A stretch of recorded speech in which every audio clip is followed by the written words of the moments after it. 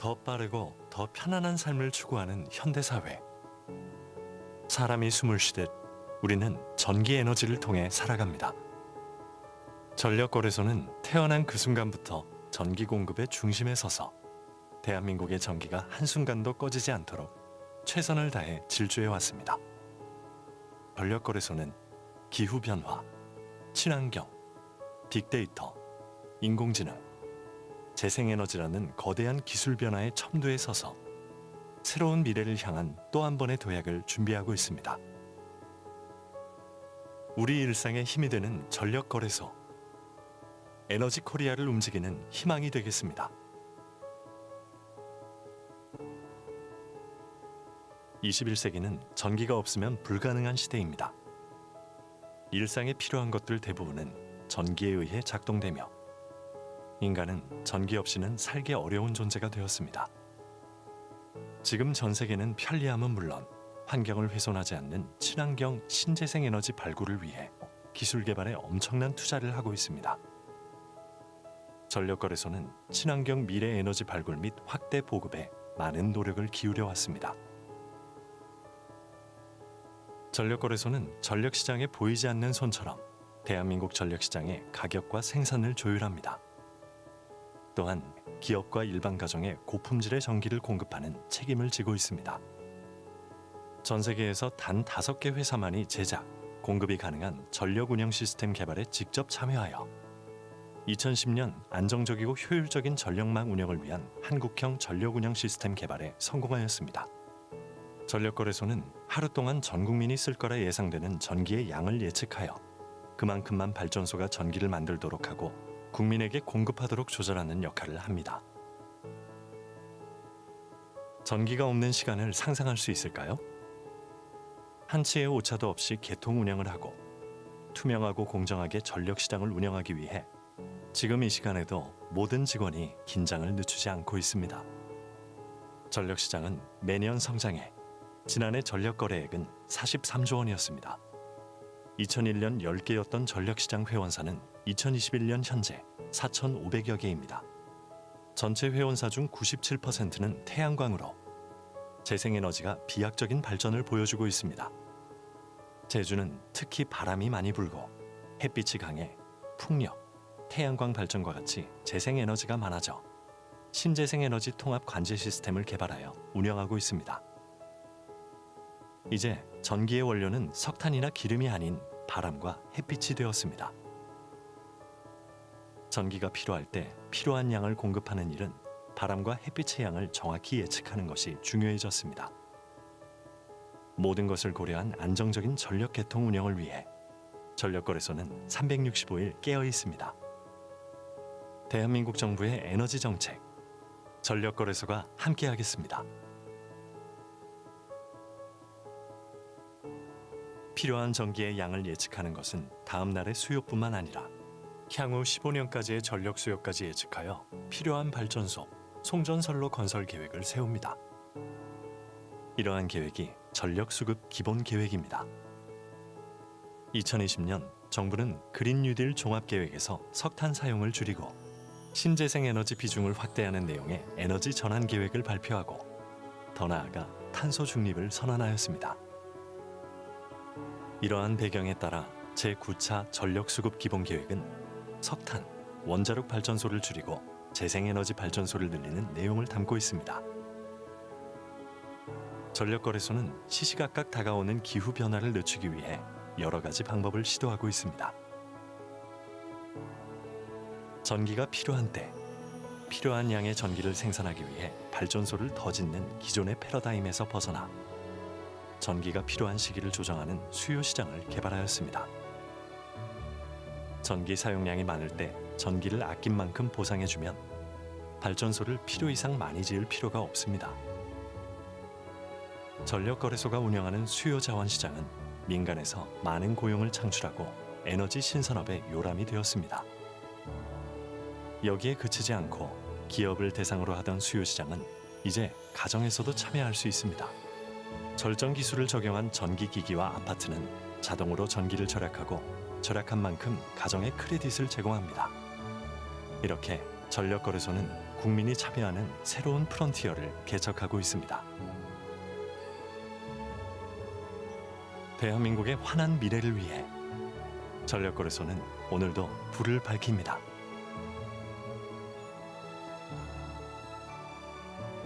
전력거래소는 지난 20년간 전력산업의 발전과 안정적 전력 공급을 위해 쉼없이 달려왔습니다. 다가올 20년, 자연과 인간이 공존하는 에너지 생태계, 바람과 햇빛이 친구가 되는 전력산업, 대한민국의 언제 어디서나 빛이 있는 곳에 전력거래소가 함께하겠습니다. 전력거래소.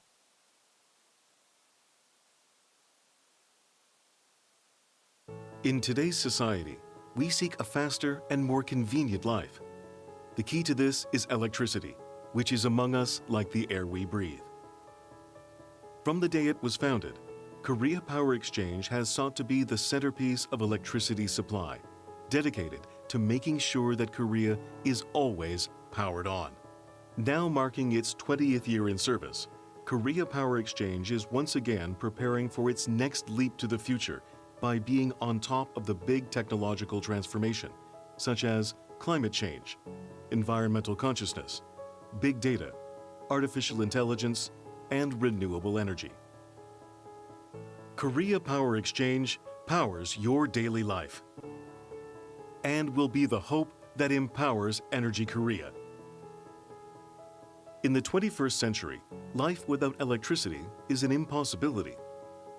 Most of the things that are needed in our daily life are operated by electricity, and so it became impossible for a person to live without it. Now the whole world is investing greatly in the development of eco-friendly, renewable energy, which is not only convenient, but also does not harm the environment. To stay ahead of the curve, Korea Power Exchange has been focused in pursuing development, expansion, and adoption of future eco-friendly energy. Korea Power Exchange mediates the price and supply in the electricity market, acting as an invisible hand of the market. Also, it is responsible for supplying high-quality electricity in enterprises and residences as the last bastion of the stable electricity supply. KPX has participated in the development of a large-scale energy management system, which had previously been produced and supplied by just 5 companies in the world. This was met with a successful development of the Korean energy management system in 2010, which provides stable and efficient management of the power grid. Korea Power Exchange forecasts the amount of electricity that is expected to be used by everyone throughout the day.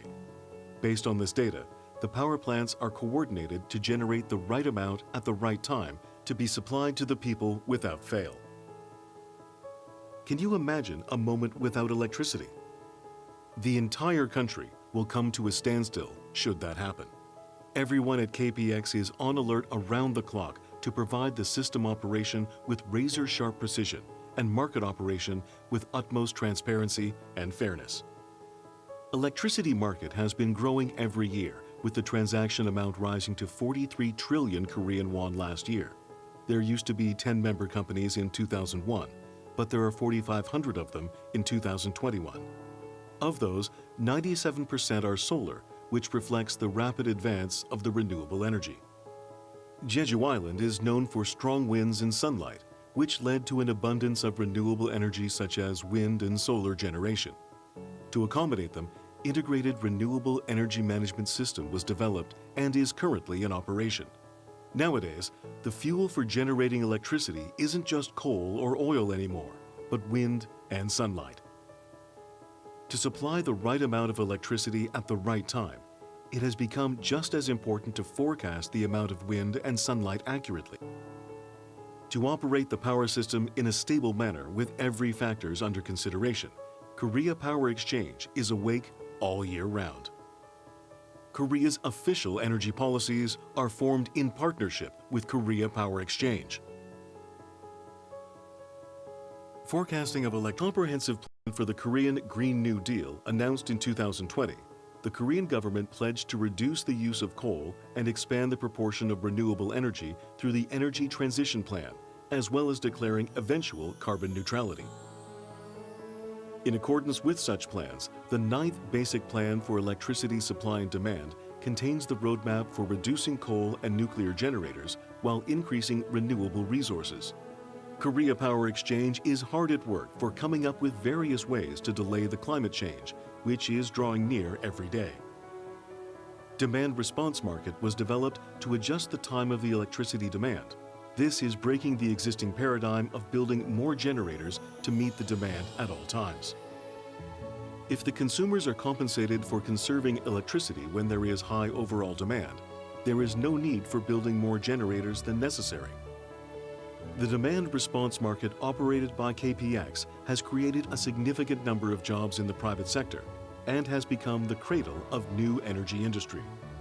Originally open to large enterprises, the market is now allowing residential consumers to participate. Electric appliances and apartment buildings with energy-saving technology automatically conserve energy and earn credits based on the amount conserved. This is how Korea Power Exchange is pioneering new frontiers with public participation. For Korea's bright future, Korea Power Exchange charges on.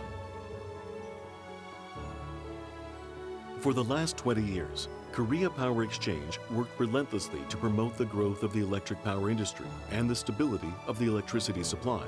For the next 20 years, we pledge to be with you wherever the light touches in Korea, bringing energy ecosystem and industry where nature and people live in harmony, and where the wind and sun become your friends.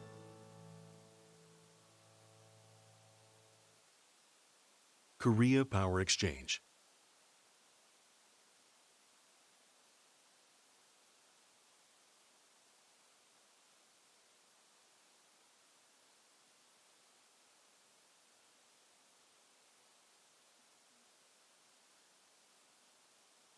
잠시 안내 말씀드리겠습니다. 잠시 후 1시 20분부터 제17회 서울국제전력시장 컨퍼런스 본행사가 시작될 예정입니다. 현재 사용하고 계신 PC 및 휴대폰의 영상과 음향 송출 상태를 한 번 더 체크해 주시면 감사드리겠습니다. 아울러 본행사에서는 유튜브 전력거래소 공식 채널을 통해서 실시간 댓글을 통해 질문을 받고 있습니다. 여러분들께서 보내주신 질문에 대해 현장에 최대한 반영해 답을 드릴 수 있도록 힘써 노력하겠습니다. 아울러 연사에 관한 정보와 발표 자료는 공식 홈페이지를 통해 확인해 보실 수 있습니다. 이번 컨퍼런스는 정부의 코로나19 감염병 예방 지침을 철저히 준수하며 진행되는 점을 다시 한번 기억해 주시기 바랍니다. 준비가 모두 이루어지는 대로 곧바로 시작하겠습니다. 여러분 고맙습니다.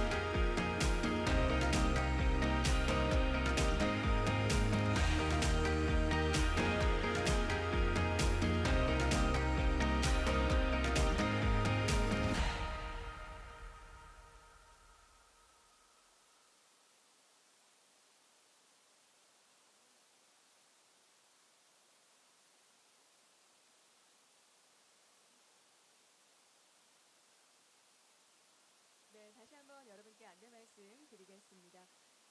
잠시 후 1시 20분부터 제17회 서울국제 전력시장 컨퍼런스 본 행사를 시작할 예정입니다. 사용하고 계신 PC 및 휴대폰의 영상과 음향 상태를 한 번 더 체크해 주시면 감사드리겠습니다. 아울러 여러분들과의 Conference on the electricity market will begin from 1:20. Please check the video and sound on your PC and smartphone. We are receiving questions from the official YouTube channel of KPX. And also for today's conference, Korean and English simultaneous interpretation is provided. So, tune into channel 1 for Korean and 2 for English. Thank you for your support. And we are complying with all the government's quarantine measures against COVID-19. Thank you.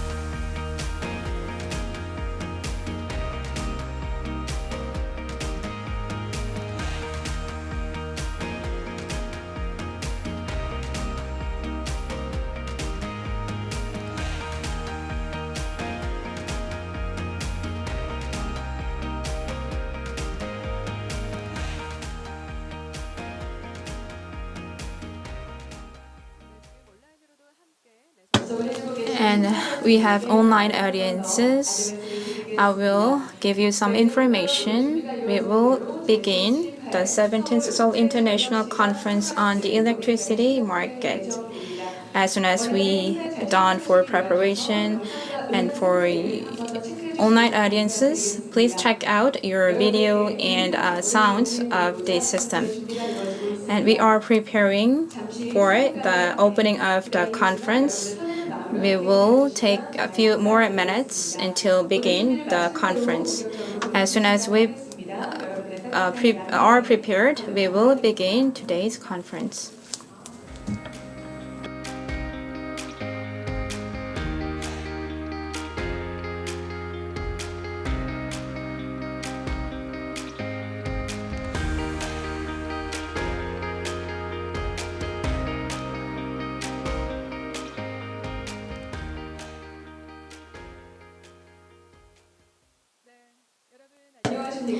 Hello everyone. The 17th Seoul International Conference on the Electricity Market is beginning. Welcome you all. And I am La Yong-lan, MC for today's conference. Nice to meet you. Thank you for your welcoming applause.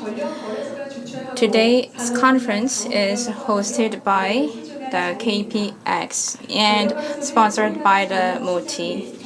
The KPX is a specialized operator for power exchange and electricity system, and now it is hosting today's conference under the theme of Power Market Roadmap in the Era of Renewables and Carbon Neutrality. During the conference, KPX will deal with the path that we need to move forward in line with the era of renewables and carbon neutrality that domestic and overseas power markets are facing. In responding to the climate change, responding to climate change is desperately needed in amid even with experiencing COVID-19. So there is ever-growing calls for power market to bring changes for carbon neutrality. Therefore, today's conference will explore how nations including UK, EU, and Korea deal with the issues and prepare for the future. So I really appreciate all distinguished guests and speakers for attending today's conference in person in difficult times. And also, we have many online audiences, so please remain with us until the last minute. And we are following all the quarantine measures against the COVID-19. So we are not able to invite all the audiences to the venue because of COVID-19. And we are live streamed through YouTube. So, and also we have distinguished guests and domestic speakers from host and sponsor organizations in the venue. And we are all following quarantine measures, including social distancing and mask wearing measures. Thank you. And online audiences, can you hear me well? Good. If you have any problems or inquiries, please leave messages on the chatting box of YouTube channel, then we could deal with the issues. And now we'll begin the 17th Seoul International Conference on the Electricity Market. And I would like to introduce distinguished guests to make today's conference more meaningful. So welcome them. First, Chung Dong-hee, CEO and President of KPX. Thank you. Welcome. And next, Kang Seung-jin, Chairman of Electricity Committee. Welcome. And Korea Generation, Kim Ho-bin, CEO. We have him. Welcome and thank you. Oh Byung-seok is here today with us. Thank you. And Private Generation, Association of Private Power, Min Byung-baek. Thank you for being with us today. And we'll begin opening ceremony. We have Chung Dong-hee, CEO of KPX, for opening remarks. Please welcome him with a big round of applause.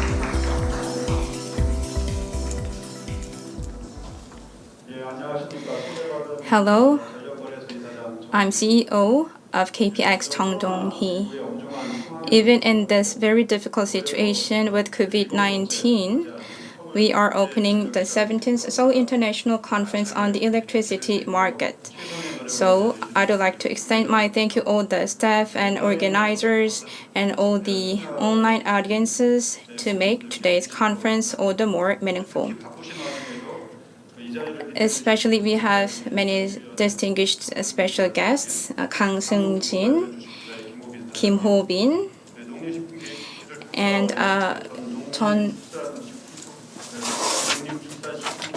Korea Institute of Planning and Evaluation for Technology in Food and Culture and Forestry, CEO. And also we have the Vice Minister of the Association of Private Power Producers. Thank you for all for being here. And also we have Lee Ha-kyung, representative, Yang Geum-hee, Shin Jong-hoon. And I'd like to extend all my gratitude to you all for making today's conference meaningful.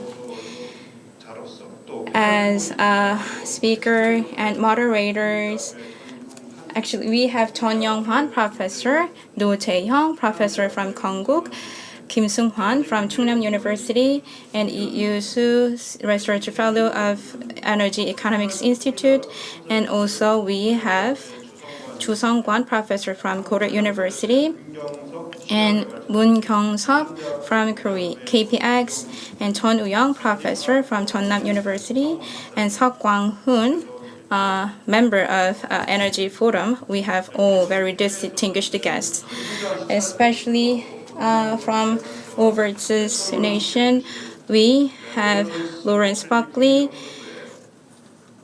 the Lawrence Berkeley National Institute, Hiroshi Ito, Joseph Hiroshi Ito we have, and also we have University Professor of Cambridge, Michael Gerald Pollitt, and also we have Julian Leslie from National Grid. Thank you all for being with us today. And for today's conference, we will deal with carbon neutrality and energy transition. And so the power operators in this situation, we need to come up with many measures to address difficulties. And also we have to find out the way that we have to move forward. As you know, the environment of power markets is experiencing the restructuring of economy and society. The power industry is kind of taking very key role in many industries.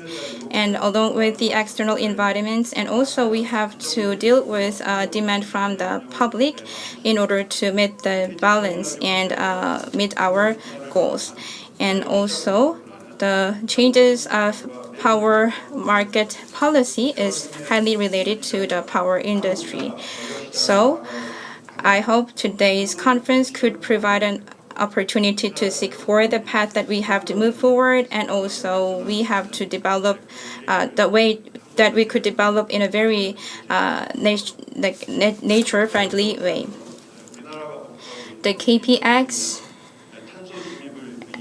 is trying to meet the target of carbon neutrality by 2050. So in the process, we are making innovation to working with you in a very closely manner. And thank you all distinguished participants today. And also, I'd like to send gratitude to all the online audiences. And I hope we could overcome the COVID-19 next year, and also we could host the conference in person. Thank you. Enjoy your time. We had opening remarks from Chung Dong-hee, CEO of KPX.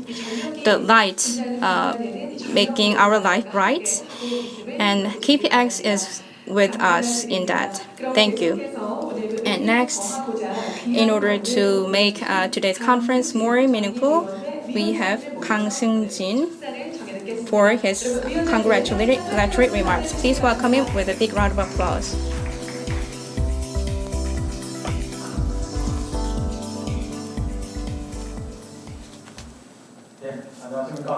Good afternoon, ladies and gentlemen. I am Kang Seung-jin from the Electricity Regulatory Commission. I am honored to give the congratulatory remark at this meaningful event. First of all, I would like to congratulate the opening of the 17th Seoul International Conference on the Electricity Market. I would like to extend my gratitude to the distinguished guests from home and abroad and all the viewers and participants of the conference, including those watching the conference online.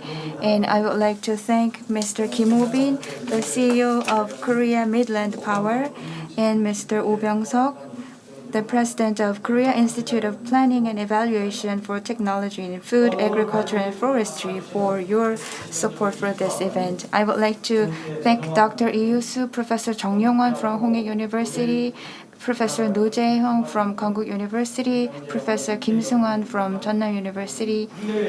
I would like to thank all the speakers from home and abroad for their presence. Especially, I would like to extend my sincere gratitude to the experts from overseas who are going to share with us their insight.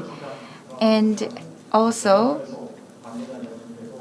to all the staff from Korea Power Exchange, I would like to send my sincere greetings of gratitude. Now, we're marking the 17th anniversary of the conference. As the only local electricity-related conference, the Seoul International Conference on the Electricity Market has played a very important role in discussing the measures to further achieve improvement and development in the electricity sector. We have experienced abnormal weather events and climate change events, and many countries declared carbon neutrality. And Korean electricity market needs to go forward, reflecting the global trend. And following the Renewable Energy 2030 policy, Korean government also announced the carbon neutrality policy. For those policies to be implemented and generate effect, we need to make improvement in the electricity market. You may have heard from the press that the Korean government, the Carbon Neutrality Commission, it will reduce the carbon emission by 40% compared to the level of 2018. That means that we have to reduce carbon emission by about 100 million tons. So it's a very ambitious target. That part of the target should be achieved from the power generation sector.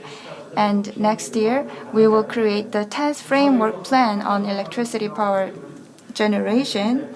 So far, we have worked so hard to reduce carbon emission from our sector, but now we are faced with even more ambitious target to achieve. And the wind power generation has decreased in Europe. And in order to cover up for the lack of wind power, the natural gas is being used in Europe. And in China, they had dispute with Australia, and China has suffered loss in terms of the supply of coal from Australia, and China is experiencing difficulties in power supply. And on the other hand, we are faced with the tasks to increase the portion of renewable energy and reduce greenhouse gas emission. So we are faced with the rapidly changing environment and a lot of tasks. So we will have to discuss solutions and measures to address these problems. And the problems that foreign countries are experiencing may take place in Korea in the near future. So we have to come together and draw out some wisdoms and solutions so that our electricity market will achieve development and advancement. And the Electricity Regulatory Commission will also do its best to reflect the Korean policies and implement the Korean policies properly in the electricity sector. Thank you very much again for your attention. Thank you. Mr. Kang Seung-jin, the chairperson of Electricity Regulatory Commission, mentioned that across the globe we have experienced abnormal weather conditions, and we need to think about how we're going to address those issues from electricity sector. And this conference is so meaningful that we can share the insight and wisdom with experts from home and abroad. Next, we would like to listen to the video clip, congratulatory remark from Mr. Lee Ha-kyung, a member of the Democratic Party of Korea. Good afternoon, ladies and gentlemen. I am Lee Ha-kyung, the chairperson of small and medium-sized venture companies under the Ministry of Trade, Industry and Energy. I would like to congratulate the opening of this conference and my sincere gratitude to the people from KPX. In order to achieve carbon neutrality by 2050, Korea has to increase the portion of renewables. If we maintain the current electricity system, then we will have to reduce the coal-powered power generation. But if we maintain the current condition, that we will not be able to achieve carbon neutrality target by 2050. So we will have to identify the current situation accurately and come up with solutions. In the era of carbon neutrality, electricity market is faced with ever-increasing demand for changes.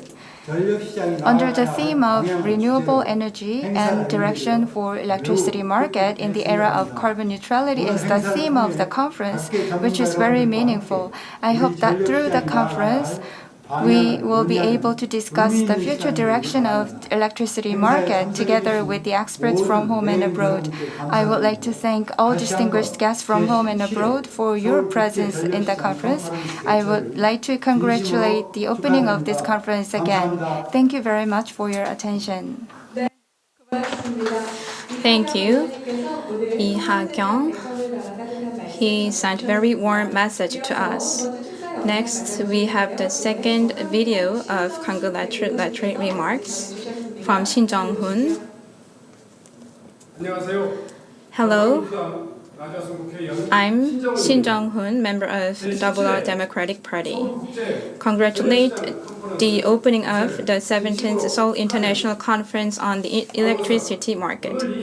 First, I would like to thank Chung Dong-hee, KPX CEO, and Park Young, Vice Minister, and all other organizers for making this possible.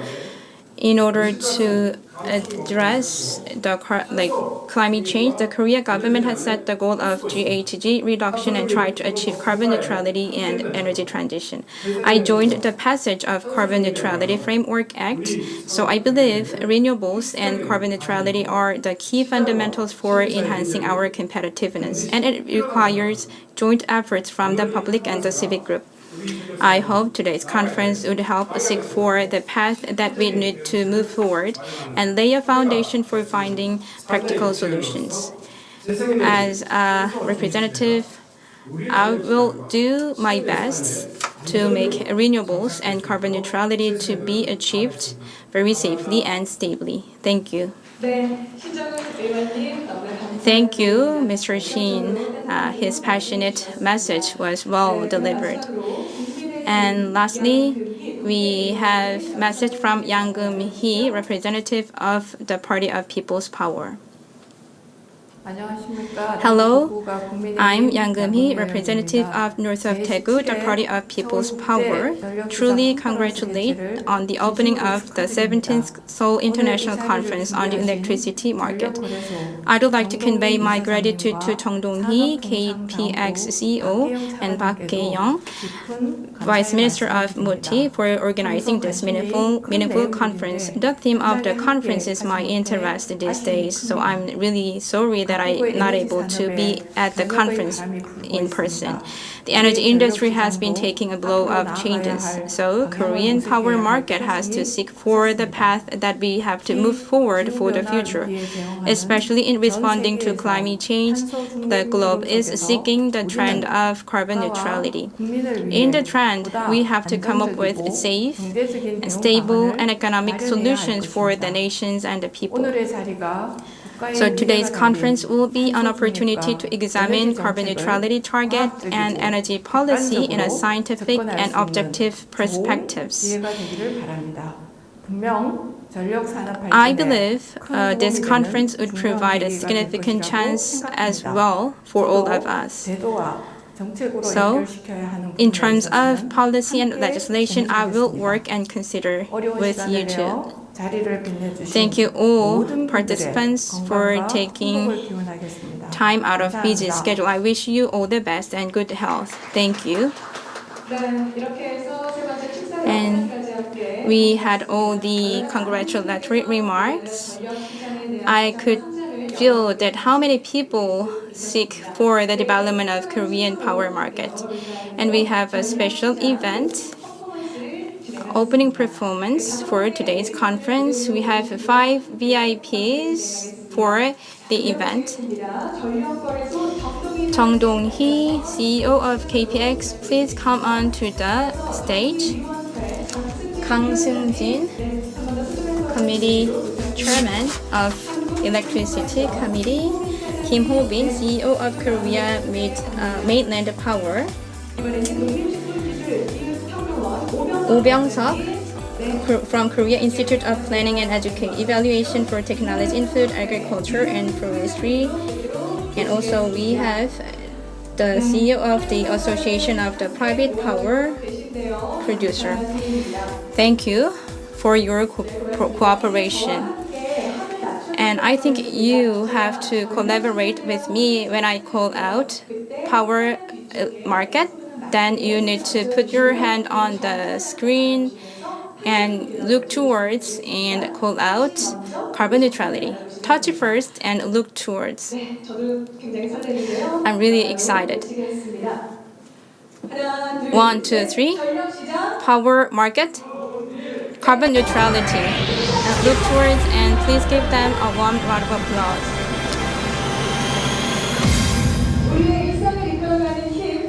Energy leading our daily life. Many people gather their power and passion. In today's society, we seek a faster and more convenient life. The key to this is electricity, which is among us like the air we breathe. From the day it was founded, Korea Power Exchange has sought to be the centerpiece of electricity supply, dedicated to making sure that Korea is always powered on. Now marking its 20th year in service, Korea Power Exchange is once again preparing for its next leap to the future by being on top of the big technological transformation, such as climate change, environmental consciousness, big data, artificial intelligence, and renewable energy. Korea Power Exchange powers your daily life and will be the hope that empowers Energy Korea. In the 21st century, life without electricity is an impossibility. Most of the things that are needed in our daily life are operated by electricity, and so it became impossible for a person to live without it. Now the whole world is investing greatly in the development of eco-friendly, renewable energy, which is not only convenient, but also does not harm the environment. To stay ahead of the curve, Korea Power Exchange has been focused in pursuing development, expansion, and adoption of future eco-friendly energy. Korea Power Exchange mediates the price and supply in the electricity market, acting as an invisible hand of the market. Also, it is responsible for supplying high-quality electricity and enterprises and residences as the last bastion of the stable electricity supply. KPX has participated in the development of a large-scale energy management system, which had previously been produced and supplied by just 5 companies in the world. This was met with a successful development of the Korean energy management system in 2010, which provides stable and efficient management of the power grid. Korea Power Exchange forecasts the amount of electricity that is expected to be used by everyone throughout the day. Based on this data, the power plants are coordinated to generate the right amount at the right time to be supplied to the people without fail. Can you imagine a moment without electricity? The entire country will come to a standstill should that happen. Everyone at KPX is on alert around the clock to provide the system operation with razor-sharp precision and market operation with utmost transparency and fairness. Electricity market has been growing every year, with the transaction amount rising to 43 trillion Korean won last year. There used to be 10 member companies in 2001, but there are 4,500 of them in 2021. Of those, 97% are solar, which reflects the rapid advance of the renewable energy. Jeju Island is known for strong winds and sunlight, which led to an abundance of renewable energy such as wind and solar generation. To accommodate them, integrated renewable energy management system was developed and is currently in operation. Nowadays, the fuel for generating electricity isn't just coal or oil anymore, but wind and sunlight. To supply the right amount of electricity at the right time, it has become just as important to forecast the amount of wind and sunlight accurately.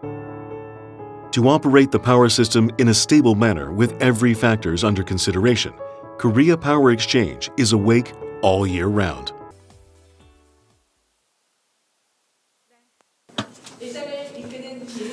The light leading our daily life. In the space, in the time, the KPX is leading the power generation. And in responding to the under the theme of power market response to renewable energy expansion, we will begin the first session. Professor Noh Jae-young of Konkuk University will deliver his speech, The Direction of Korean Wholesale Electricity Market Reform to Accommodate Variable Renewable Energy. Please welcome it with a warm round of applause.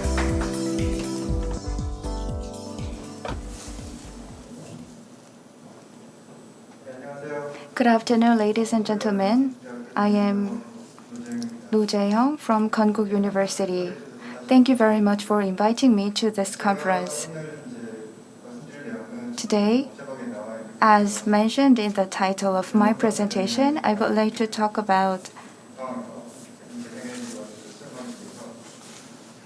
in order to accommodate variable renewable energy, how we should improve the Korean wholesale electricity market. The speakers after myself will talk about detailed and technical issues, so I'm going to focus on basic information. As you may know very well, let's have a look at the characteristics of variable renewable energy. VRE is intermittent, it has uncertainty and variability, and it is dependent on location. Another important characteristic is that it has zero marginal cost. In other words, it has zero cost and in terms of the cost that is required to produce one more unit of power. Because of the uncertainty of VRE, we can see a significant change and fluctuation of load. And due to variability, compared to the past, the load has changed more frequently at a more significant level. The variability existed in the past, but we had the uncertainty and variability in both supply side and demand side. So this issue is something we have thought very seriously about for quite a long time. But recently, with the increase in the portion of renewable energy, the issues have received more attention. In the past, we thought that we could solve the problem with having more reserve, but now we need further more solutions, including flexibility resources. As for zero marginal cost, this will be mentioned in the other slide. As I explained, the variability and uncertainty of variable renewable energy has made it difficult to maintain the frequency at a stable level. To solve this problem, we need flexibility resource even more than you may think. If you look into details, we need to have faster ramping, faster startup and shutdown. We also need to adjust the range of dispatch. We need energy storage systems, and we need to have demand-side price elasticity and reinforced transmission system. I mentioned that VRE has zero marginal cost. It gives us two issues. The table here will be also explained by the next speaker. If you look at the slide, 30% for solar power and 10% for wind power. If you look at the third part, the average energy price decreases from 11 to 19%. And price variability ranges from 1 time to 6.6 times. This may also cause problems with adequacy in power system. Because energy price is low, the power generations may not ensure sufficient amount of revenue, and it will be difficult for them to construct new power generators. And that will lead to the lack of capacity and may possibly cause blackout. As for price volatility, it causes the uncertainty in terms of the future revenue, and it will increase the necessity for risk management. In this situation, considering the issues I mentioned before, we have to improve the electricity market. Objective of market design has always been the same. Under the given electricity power conditions, we have to ensure reliable supply of the power with efficiency. And how are we going to ensure efficiency? There are three major objectives of market design. First, you have to ensure flexibility. Then, how can we ensure flexibility with the lowest possible cost? And secondly, as seen in the diagram, there are many resources, elements that can give us flexibility. Not only ESS, but also there are various types of generators, and load demand is one of the elements we can use to secure flexibility. So we will have to make use of various elements in a way to secure flexibility. And the third one is adequacy. You have to secure sufficient amount of capacity. Then, in order to secure a sufficient amount of capacity, you need to make compensation or incentives for that. That should be reflected in the market design. First, how can we ensure flexibility?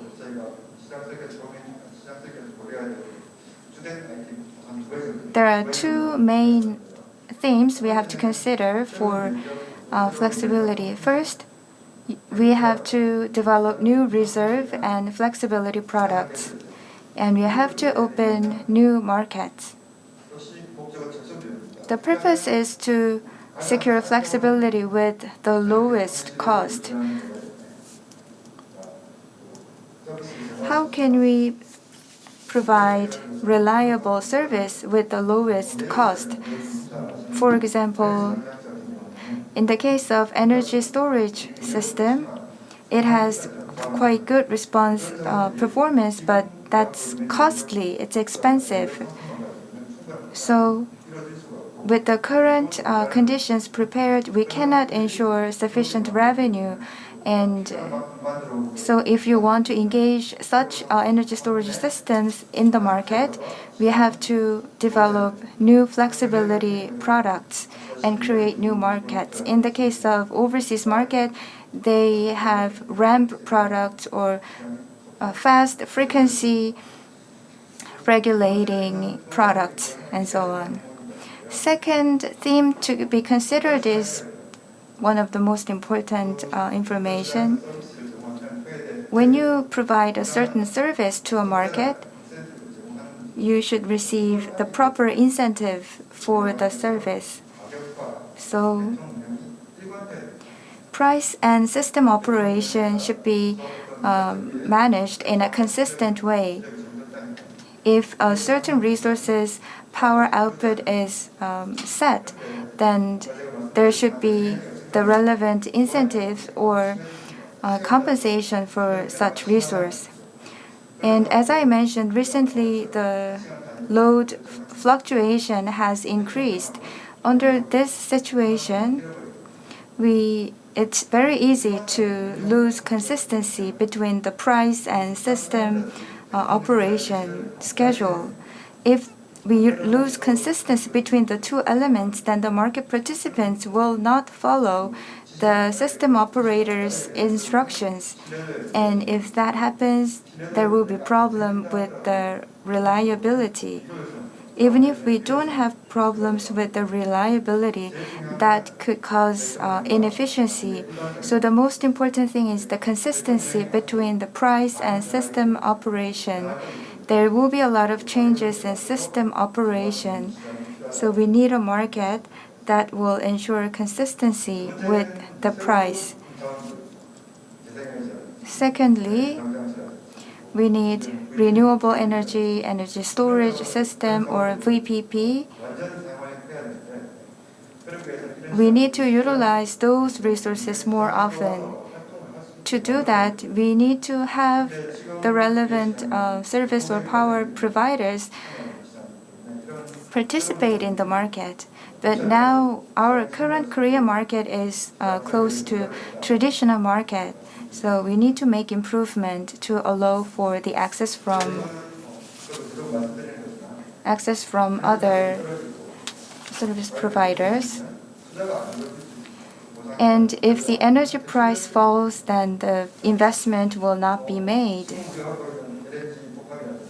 In the case of the obsolete LNG power or coal power plant, may have difficulties if the renewable energy providers participate more in the market. But we will need to provide compensation for the existing traditional players. In the overseas market, recently, they opened a separate capacity market to provide incentive to the traditional power generators.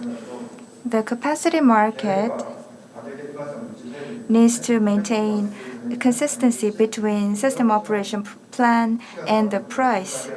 So they need to have more detailed plans by time slot and by location.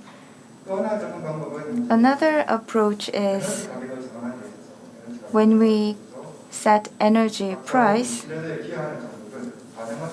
we need to reflect the level of contribution from each energy resource. This may be mentioned by the other speakers. The operation reserve demand curve needs to be prepared so that ORDC should be reflected in the energy price. Then the energy price will slightly increase. And so this kind of approach is being taken quite often in the overseas market. So in the end, the purpose is to increase the energy price.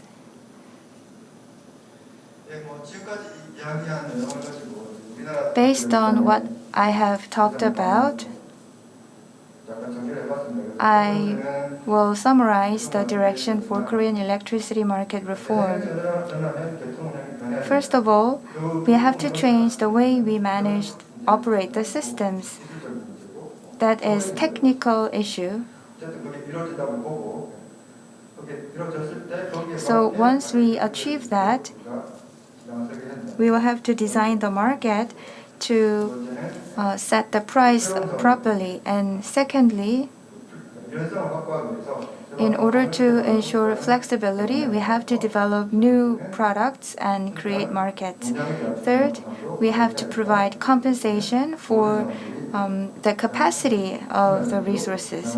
And fourth, we have to improve the market to allow for participation from various energy providers. This is the market reform in progress.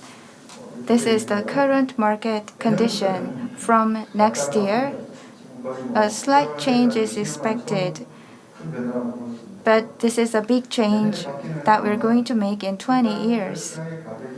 First of all, the price of energy will reflect the system constraints.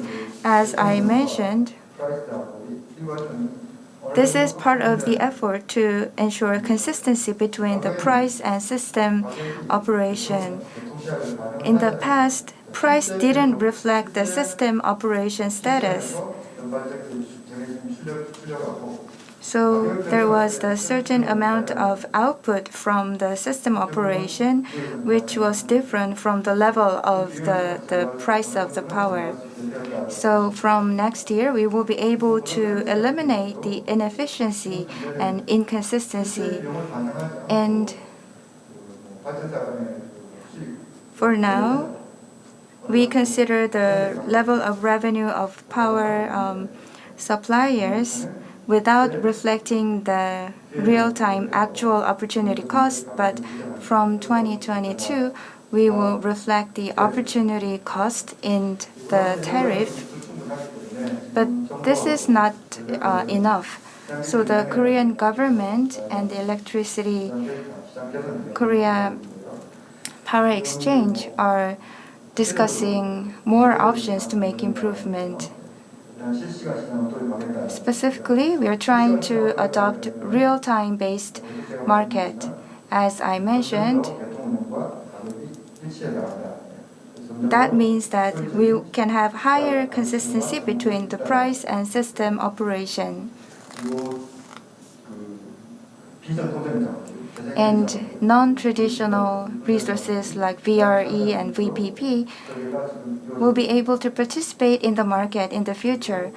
Now, the market design is being made in such a way. And now the time for setting price is 1 hour for now, but the time will be reduced to, for example, 15 minutes in the future, so that we can have consistency of price and reflect the real-time price. The green colored letters, as you know, Korea has cost-based pool from now on. In order to use various resources, we have to move for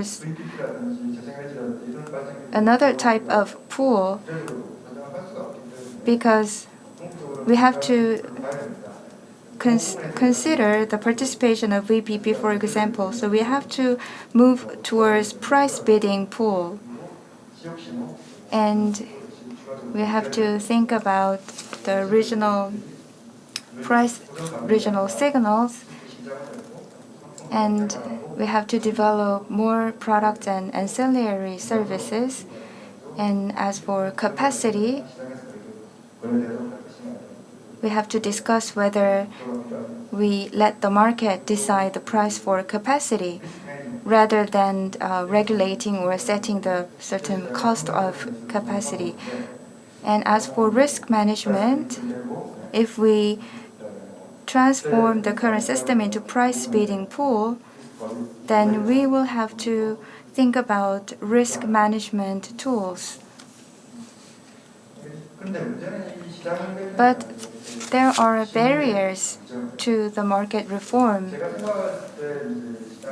In my opinion, the biggest barriers are these two. First is the uncertainty, especially there is uncertainty in the industry and market structure. For the past 20 years, we didn't make any change in the electricity market. It means that for the past 20 years, we have maintained the traditional system.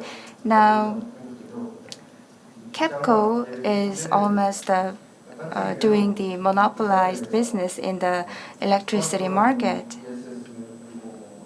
And frequency regulation, ESS, and pump energy system are all reflected in our plan.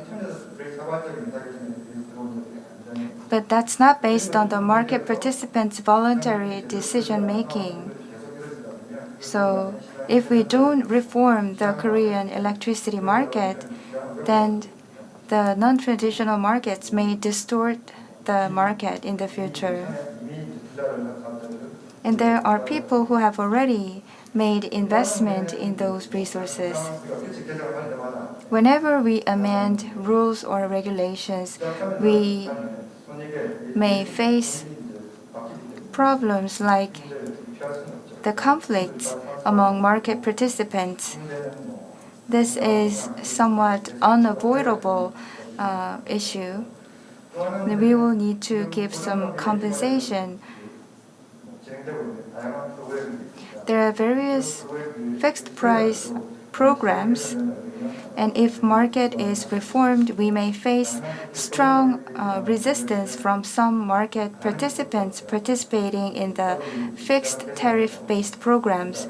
So we will have to make improvement, maybe just eliminating the fixed price tariff-based programs could be an option. In conclusion, if the VRE increases and if the variability increases, then we will have no choice but to reform the market. If we don't do so, we may experience, at the worst scenario, a blackout, or we'll have to pay a huge amount of cost.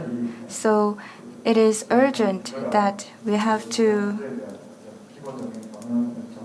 basically set the direction for the electricity market structure and have concrete discussion. Thank you for your attention. Thank you very much, Professor, for your presentation. Professor Ro Jae-hyung from Konkuk University made presentation. By nature of renewable energy, it will be important to accept variability. Not only the direction for reform of the wholesale electricity market, but also the issues we have to overcome were very well explained by Professor No. Next speaker will make presentation online. The title is Renewable Energy's Contribution to Frequency Control and System Inertia by Jo Ito from Lawrence Berkeley National Laboratory. I will say hello to him. Hello. Can you hear me well? Yes, I can hear you. Can you hear me? Yes, clearly perfect. So, thank you for joining here today, and would you please start? Thank you very much for the opportunity to present my work to you today. I want to thank the conference organizers for inviting me to your conference. I'm very honored to share my work with you at this prestigious event. I work at the Lawrence Berkeley National Laboratory. This is a laboratory of the United States Department of Energy. We are located in the San Francisco Bay Area. We are located behind the University of California, Berkeley campus. You can see the view from my laboratory looking down at the campus and across the bay to San Francisco in the virtual background behind my screen. In fact, we look through the Golden Gate to Asia every day from our vantage point on the hill behind the UC campus. Today, I'm going to talk about the frequency control requirements for reliable interconnection frequency response. The management of power system frequency is an essential requirement for the reliable operation of power systems. It must be managed on a continuous basis every second of the day and year. The most challenging time for frequency management is when there is a sudden loss of a generator or a large transmission line, which creates a large imbalance between the generation and the load at any given time.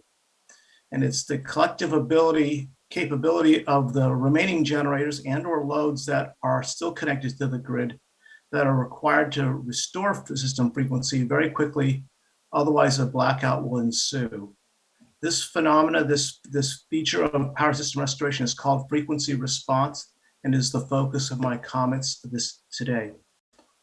The work that I'll be describing was commissioned by the United States Federal Energy Regulatory Commission in 2005, after the 2003 Northeast blackout, which resulted in a blackout that affected 50 million customers in both the United States and in Canada. The Federal Energy Regulatory Commission was given authority to enforce mandatory reliability standards for the operation of the global power system. This study was prepared as a technical assessment to help guide future standards that will address frequency response and frequency control. It's actually the second of two reports that we've prepared for the Federal Energy Regulatory Commission. The first report developed new metrics to measure the adequacy of frequency response, and it touched very specifically on the issues raised by the introduction of variable renewable generation. The work that I'll be presenting tonight builds on that earlier study, but extends it to address in a holistic fashion all the issues that are raised for frequency response that result from the changing composition of the generation fleet. And so it is a more general discussion about the circumstances that lead to frequency control requirements and the way in which they are provided by generators. This talk will have essentially two parts. I will spend the first part of my remarks introducing the concepts of system frequency and frequency control, in particular the requirements for frequency response. I will then summarize some of the findings from our study, looking at the requirements for reliable frequency response, and then discuss some of the recommendations. To summarize very quickly, rapidly deployed and then sustained primary frequency control actions are required to respond to the sudden loss of generation in order to maintain reliability.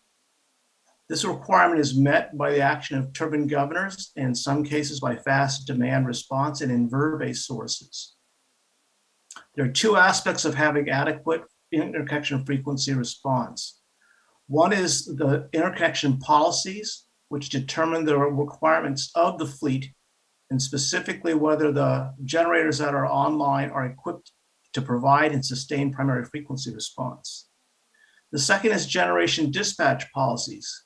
These policies will determine how much frequency response can be delivered, and the amount that is required depends on the size of the generation loss event that the interconnection is designed to withstand. It will also determine the speed with which primary frequency response will be deployed, and that depends on the types of units that are dispatched and the headroom that is assigned to them.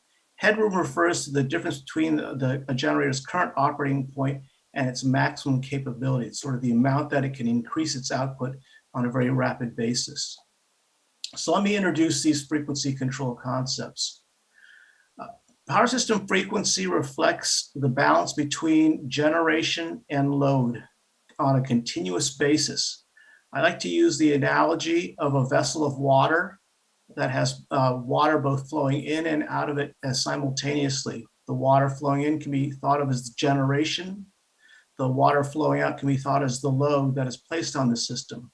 When the inflow equals the outflow, then the level of water in the vessel is stable, and the analogy is that frequency is kept constant. In North America, that is 60 hertz or 60 cycles per second. When the outflow is less than the inflow, frequency rises above 60 cycles. When the inflow is less than the outflow, 올라가게 됩니다. 이렇게 되면은 이러한 when the inflow is less than the outflow, and frequency will fall below 60 cycles. During normal operations, looking at the lower panel, frequency is managed between very tight boundaries around the target frequency of 60 cycles in North America.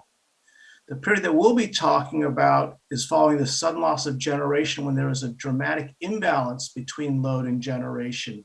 and frequency control actions are required to restore frequency to 60 cycles. If those actions are unsuccessful, then more drastic steps must be taken to maintain reliability.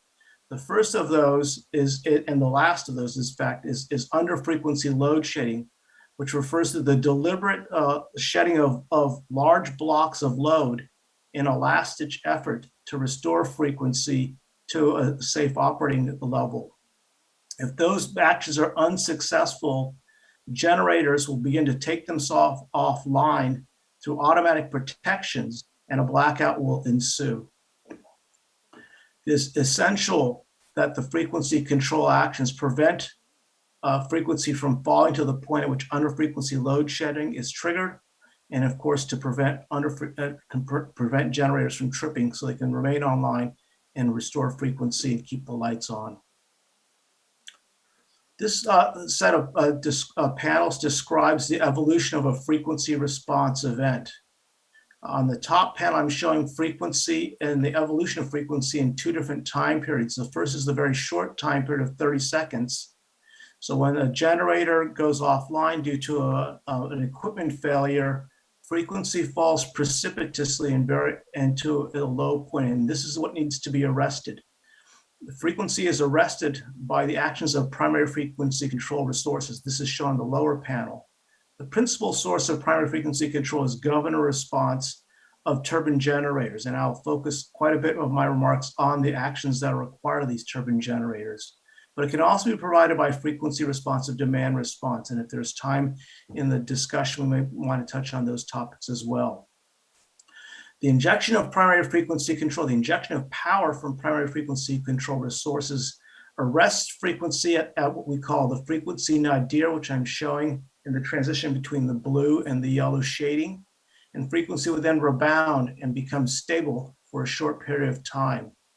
At that point, slower forms of frequency control, principally secondary frequency control, will be employed to restore frequency to its nominal value.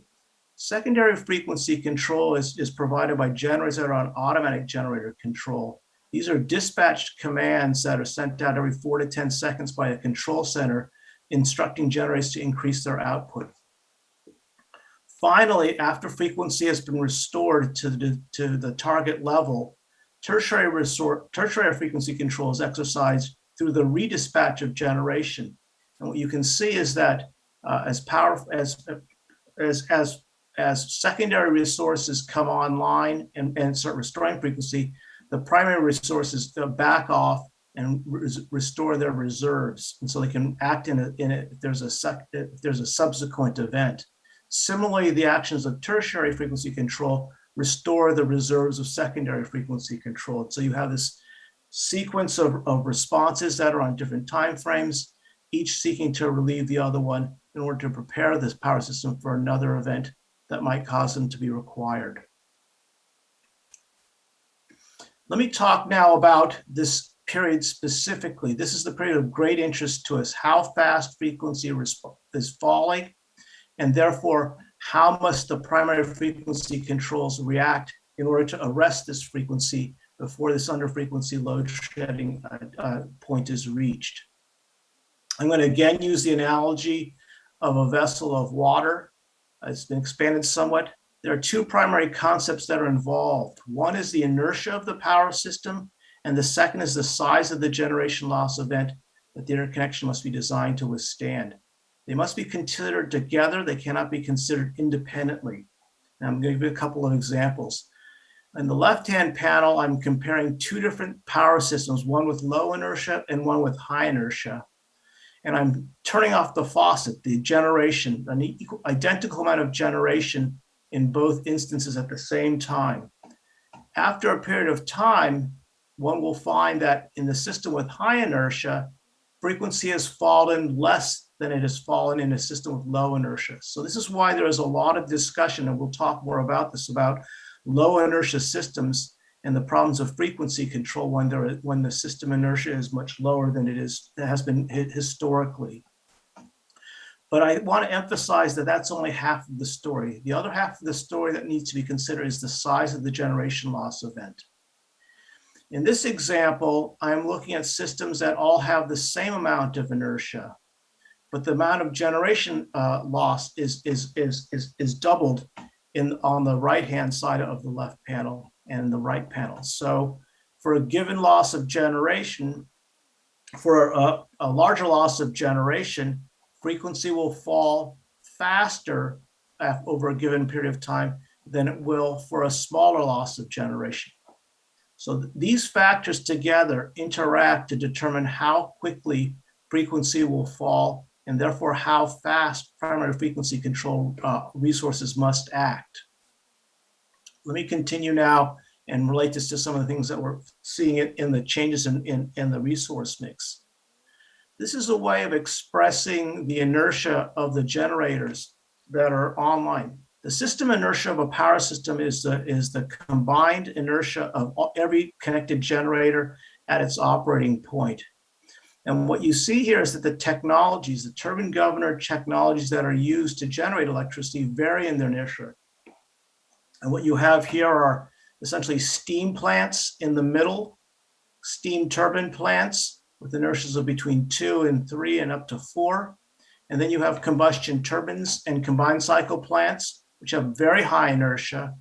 And then you have wind and solar here on the right. And so a lot of the discussion and concern about system inertia are folks who talk about if we replace all these steam turbine plants, coal in particular, with the units that have zero inertia, we're going to lower system inertia and we're going to have much more greater frequency control problems. That is true to a degree, but it must be taken in the context of this generation loss, and I will explain that separately. But it's also the case that as in my country, as coal plants are retired, they're being replaced with combined cycle plants primarily. And so you could have instances in which you retire a lot of coal and lose a lot of inertia from that, but you're actually increasing inertia because you're replacing with a higher inertia resource. And this has been seen in Texas. Texas is the interconnection in the United States with the highest penetration of wind power and the highest retirement of coal-fired generation. But as a result of the introduction of a lot of combined cycle units, the system inertia in Texas has actually increased slightly, even though there's quite a bit of resources in there that have zero inertia. So it is the system weighted average of the combined inertias of all power plants that are generating it online that determines system inertia. The second factor that is very important to consider is the size of the generation loss event. And here I'm looking at the 3 interconnections in the United States. And what I'm first showing is the size of the generation loss event that each interconnection is designed to withstand. And then I'm contrasting that with the size of the interconnections. They're vastly different sizes. So the generation loss event is typically defined by the loss of a very, very large power plant. But the size of the interconnections, of course, varies tremendously. And the worst case situation is when the power system is at minimum, not at peak load, but when the system is at minimum load, because then the ratio between the size of the generation loss event and the overall size of the amount of load that's being served by the interconnection is at its lowest. And so here you see a couple of very interesting things. The largest generation loss event that is designed to is for the eastern interconnection. But because it is the largest interconnection, even at min load, this event only represents a 2% loss of generation with respect to the size of that interconnection. In contrast, over here in the Texas interconnection, because this interconnection is much smaller at the time of minimum load, this generation loss event, which is again a single power plant, represents a very, very large proportion of that load, of the load in that system, and therefore the frequency response concern is much greater. So again, I want to emphasize both the inertia of the power system and the generation loss event that need to be taken into consideration. Here are some charts that relate the two to one another. On the right-hand chart, I'm showing the effective system inertia constant of the power system as a whole. 3 and 4 are very typical values. And then I'm looking at a 2% generation loss event. And for that event, the system that has the higher inertia will have, going to this left panel, the slower rate of change. The frequency will fall slower and not as fast as it does in the lower system inertia power system. So this is a system that has 3 and 4, and you can see that the frequency is falling much faster in the system that has the lower inertia. And that is the concern that people have of loss of inertia in a power system, that frequency will fall too fast and faster than the primary frequency response resources can respond. So those are the requirements that I'll be talking about in my remarks here to follow. Let me just illustrate this again in another way. Now I'm looking at 2 different generation loss events. One is 2% and one is 4% with 2 different system inertias. One is 3 and 4. And so here I'm trying to show that a very large change in system inertia from 3 to 4 seconds still results in very minimal changes in the nadir, the lowest frequency that is reached in this frequency response event for a given size of generation, much lower, and that the effect of the size of the generation loss event is a much bigger impact in terms of how fast frequency falls and how much primary frequency control must be exerted, despite these changes in system inertia. So again, trying to put into perspective that is both this change in system inertia that needs to be understood, as well as this design loss of generation event that the interconnection is designed to withstand. So with that, I'm going to turn to some of the findings. The first finding is really that a very simple one, which is frequency will be arrested when the amount of primary frequency response that is delivered is equal to the amount of generation that has been lost. And so here's, again, the same example that I showed earlier on a different scale. These are 2 different inertia constants. Frequency is falling faster, as I just explained, when the system has lower inertia than it does when the system has higher inertia. Frequency is arrested at these are the nadir points here, when the amount of primary frequency response injected is equal to the generation loss, which is 2% of this example. So the first finding really is that the reserves that are being held to provide primary frequency control must exceed the expected loss of generation. If these reserves are not here and able to deliver this much power, frequency will not be arrested, frequency will fall, under frequency load shedding will be triggered, and it is highly likely that a blackout will ensue. The second finding is that, it should be obvious from these pictures, is that primary frequency response must be delivered quickly. And the way that it can be delivered most quickly is to have many generators, each individually contributing a small amount very rapidly, so that the total amount that is delivered over a short period of time is adequate to arrest frequency before the nadir crosses the under frequency load shedding threshold. What I'm showing here is that each each type of turbine generator has a different response due to its electromechanical properties.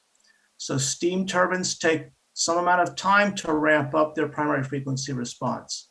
Combined cycle gas engines, principally because of the gas turbines that they contain, can ramp up very quickly. Hydro, in fact, sees a short depression initially in its output when frequency is depressed, but then slowly increases its output.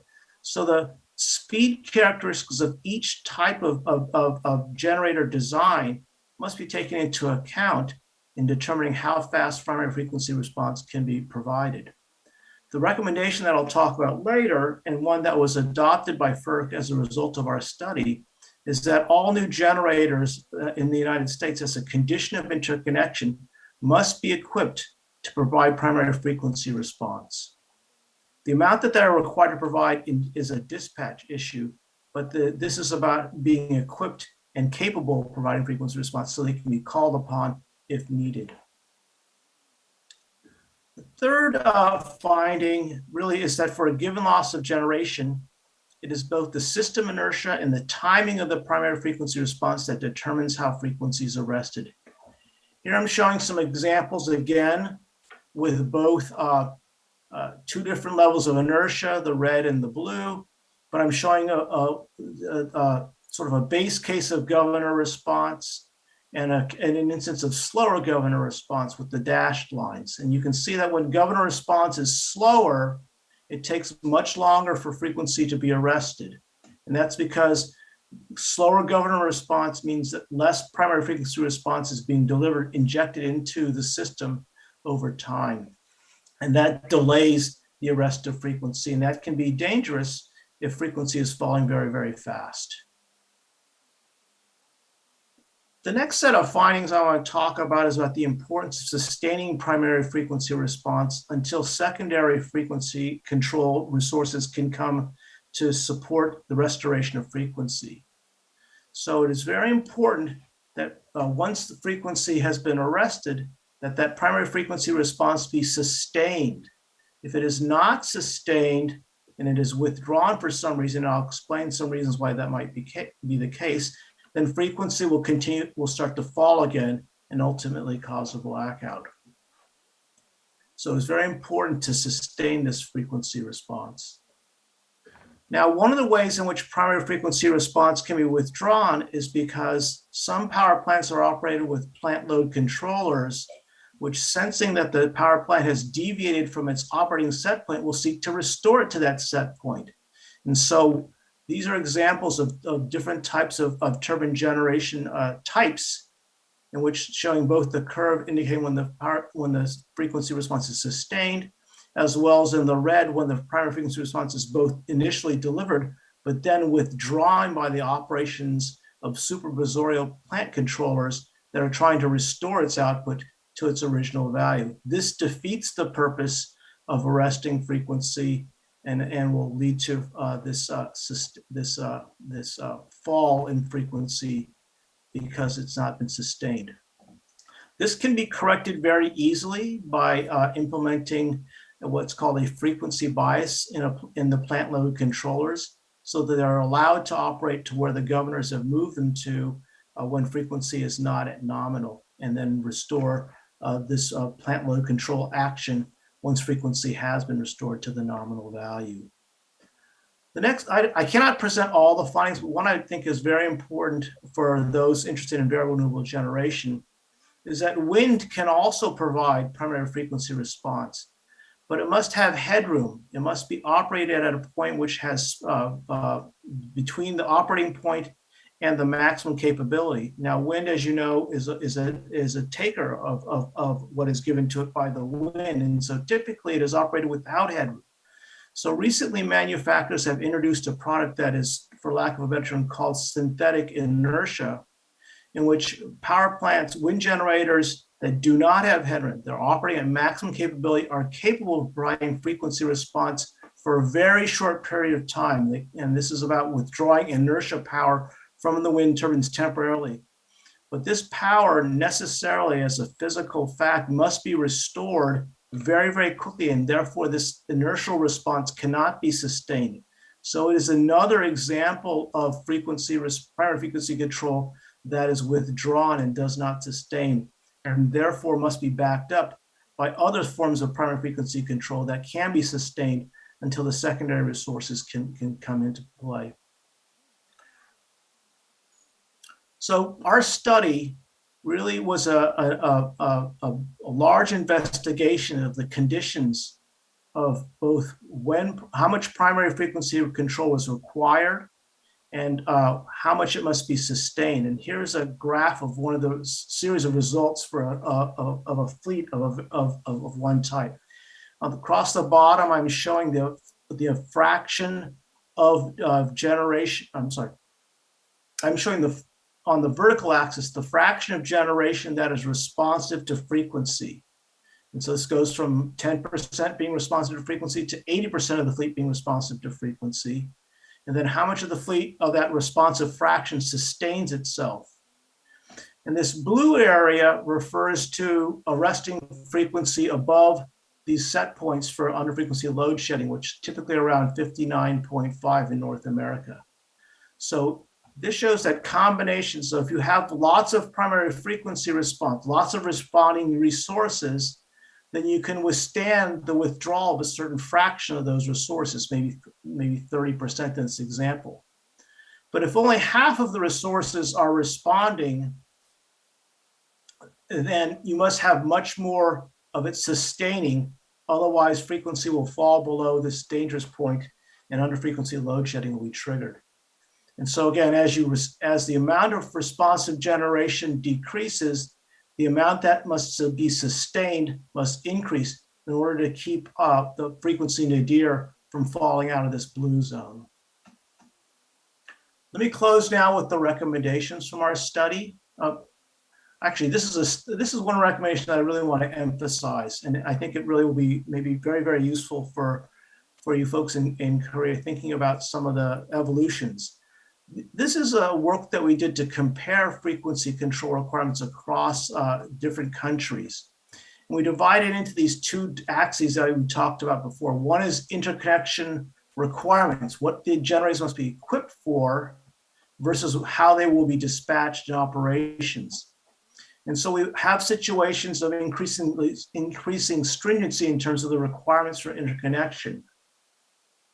In the US, very few of our operators had these requirements in place currently. And in fact, at the time my report was written, NERC did not have any such requirements. The first requirement is to sort of require that they have a capability to operate across a specific droop range. And that is what NERC's requirements have moved to as a result of the study that we completed.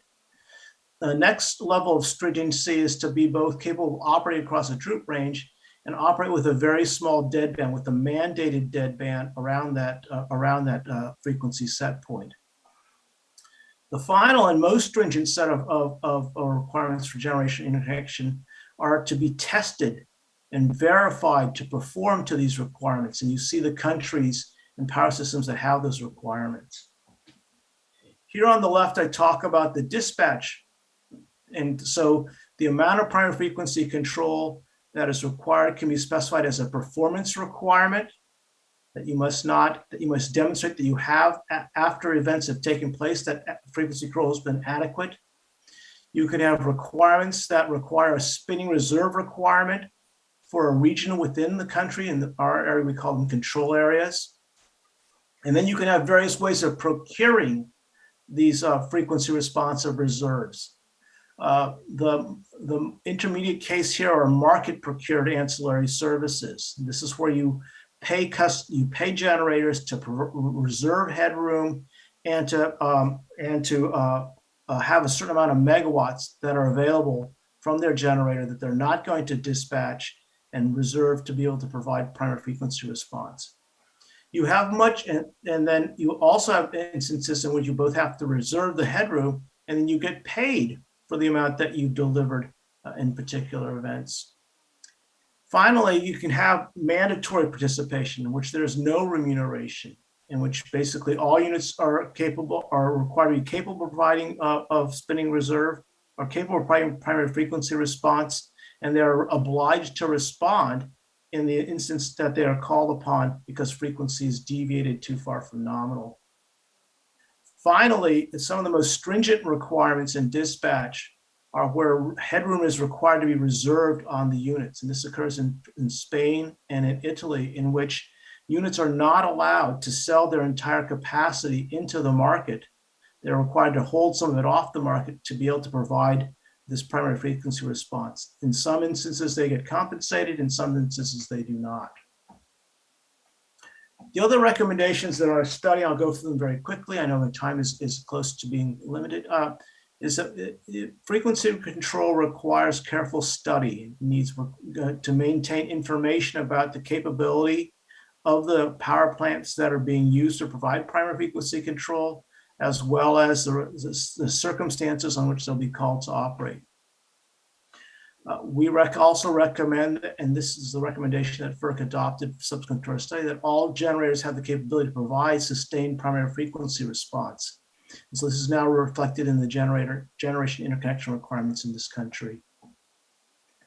We also recommend that barriers to adding this frequency response to plant load controllers in order to prevent the withdrawal of primary frequency control be evaluated and addressed. Finally, next, we also recognize the ability of non-traditional resources, such as load acting very quickly, or batteries that can inject power very quickly, should be studied and incorporated into the frequency control portfolio that is relied on by operators. Load itself is responsive to frequency, but that load responsiveness is changing due to essentially the introduction of power electronic devices that couple frequency responsive load and in fact decouple them from the grid.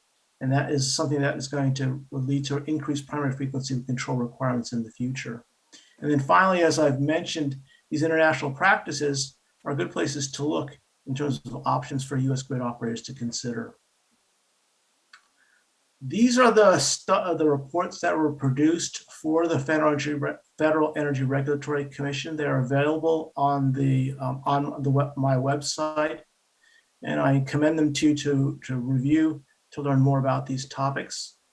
And with that, I conclude my remarks and thank you again for the opportunity to address you in this conference. I look forward to the discussion that follow. I will stop sharing my screen now.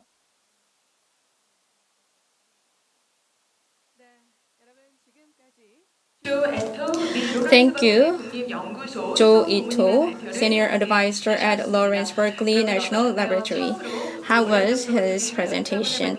We have the first over 14 speakers online. He shared his insights and his various conclusion of his study. It was very meaningful. And through online, we have the next speaker on UK and EU's experiences for power market with high renewables. It will be delivered by Michael Pollitt, professor from Cambridge University. Please. Hi there, can you hear me well?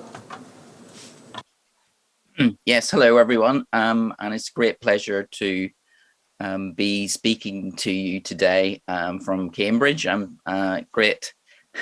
I'm disappointed that I can't join you in person, but I'm very pleased that you've asked me to speak about this. So what I'm going to do is I'll talk about both European modeling of what might happen to the electricity system with additional amounts of renewable energy, and I'll also talk a little bit about recent experiences with renewable energy in Great Britain. So let me just outline what I'm going to look at. What I'm going to do is I'll start off by talking about what renewables mean for electricity markets and how electricity market design might need to change in the near future. Then I'll talk about how much renewables we might have in a net zero energy system in Europe. And it turns out that renewables will be extremely significant in future electricity systems. And then I'm going to end up by talking about experiences with adding wind and solar to the electricity system in Great Britain, and indeed what that has meant for ancillary service markets of the type that Mr. Ito was talking about. So let me start off by talking about renewables and what they mean for electricity market design and electricity market prices. So what happens with renewables is that, as was mentioned earlier, they can be zero marginal cost in the short run. And that would seem to pose a problem for existing electricity markets, which are premised on non-zero marginal costs associated with fossil fuels. And seeing we have existing wholesale electricity markets which are based on high marginal costs and which have been designed around that type of fuel, that might seem to suggest that we will need another type of electricity market which allows the right incentives to be introduced for investing in renewables in the first place, but also for making sure that we've got enough reserves on the system. And so when we were thinking about this going forward, we were thinking, well, what is going to happen to electricity prices in Europe in the next few years? Because if electricity prices were to often be zero because of the addition of renewables and to be extremely volatile and to provide a bad investment signal for new renewables being added to the electricity system, clearly we would have to change the existing market design. So when we think about this in terms of the timetable for changing market design, if we're going to change the market design by, say, 2030, we'd need to be thinking about, well, what are the prices going to be in the mid 2020s, because they'll be the prices that politicians will be interested in driving political pressure to change market design. What this gives rise to is three potential questions to do with the future of European electricity market design, and how is the market working as we roll out more renewables is the first question. Could we just adapt the market as we go along, perhaps with the introduction of capacity markets and better ancillary service markets to make sure that we have enough capacity to support renewable generation? And as this rollout of renewables continues, will there be a sudden change to prices? Will the average price in the wholesale market suddenly collapse and no longer support the addition of new renewables or the maintenance of reserve capacity? These are all things which it's possible to model, and indeed that's what we're going on to look at. And indeed those three questions suggest three options for the future, which are to do with a continuation of the current market design, a gradual evolution of the market design with the introduction of more ancillary service markets or better ancillary service markets that better incentivize the sorts of frequency response issues that we've just heard about, or the maintenance of longer term reserve capacity. Or indeed, might we just have to completely rethink market design? And a complete rethink of market design in the context of intermittent renewables would involve, say, internet-based allocation of capacity, where we might pay for electricity under long-term contracts, but in the short run, we allocate it according to availability of electricity and priorities attached to different loads, rather than some market-based pricing in the short run. So what we did to think about the 2025 market situation, which might drive future market design, was one of my colleagues, Cambridge, Kong Cheong, and I did some modeling of the 2025 electricity market in Europe to look at, well, what might happen to prices as you add a lot more intermittent renewable generation. And of course, it's not altogether clear that prices will collapse. That's important to say, because there are two things going on. It's true that as you add more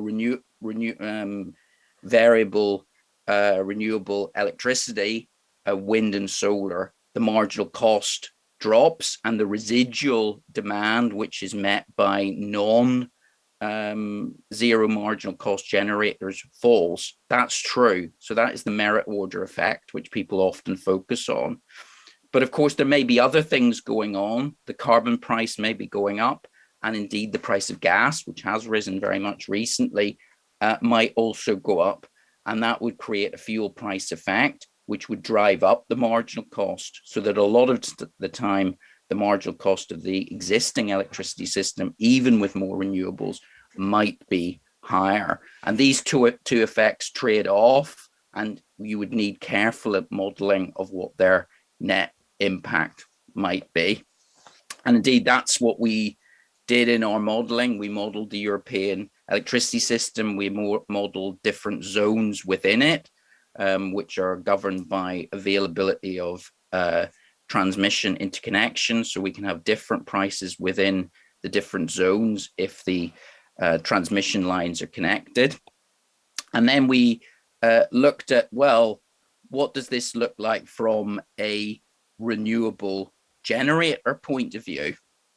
And here you need to think about, well, what might be going on in terms of the market situation. So we had some assumptions about how much renewables might be added by 2025.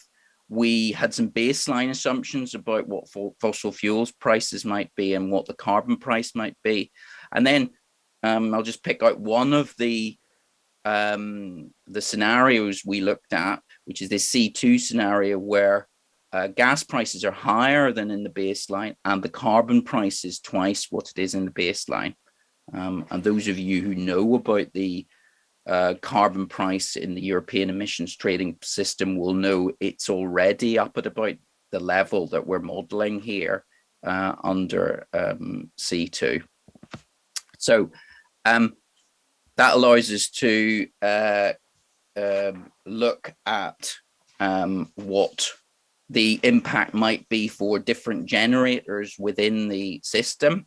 And if we focus here on just two regions, the German region and the Italian region, and I've just picked out the German region, if gas and carbon prices are high, renewable generators can recover quite high wholesale electricity prices.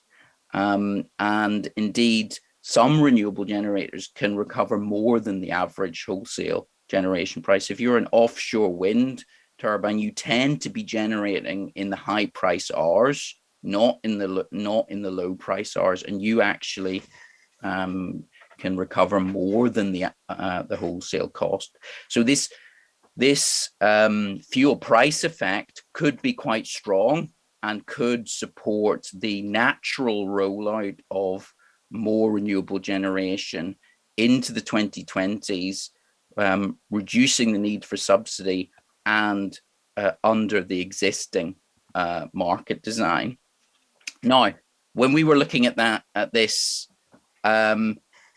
we were using 2016 costs of new renewable generation, and we modeled, well, how much does the cost in 2016 need to fall in order to be supported by the electricity prices that we were modeling. And some of the results of that are here, and they show that, you know, the capital cost needs to fall by say 50% for some technologies. But actually, since 2016, we've already seen cost falls of that sort of order of magnitude for some of these renewable technologies, which suggest that the current market design will naturally lead to the continuing rollout of renewable generation. And you don't necessarily need a radical change to the market design in order to support ongoing decarbonisation of the European electricity system. Now, that's good news for renewables, but that doesn't mean that the remaining gas turbines on the system don't have a financing problem. They won't be used as often, that's true. And our modelling suggests the need for continuing use of capacity markets and sharper ancillary service market pricing, in which pays gas turbines to provide ancillary services.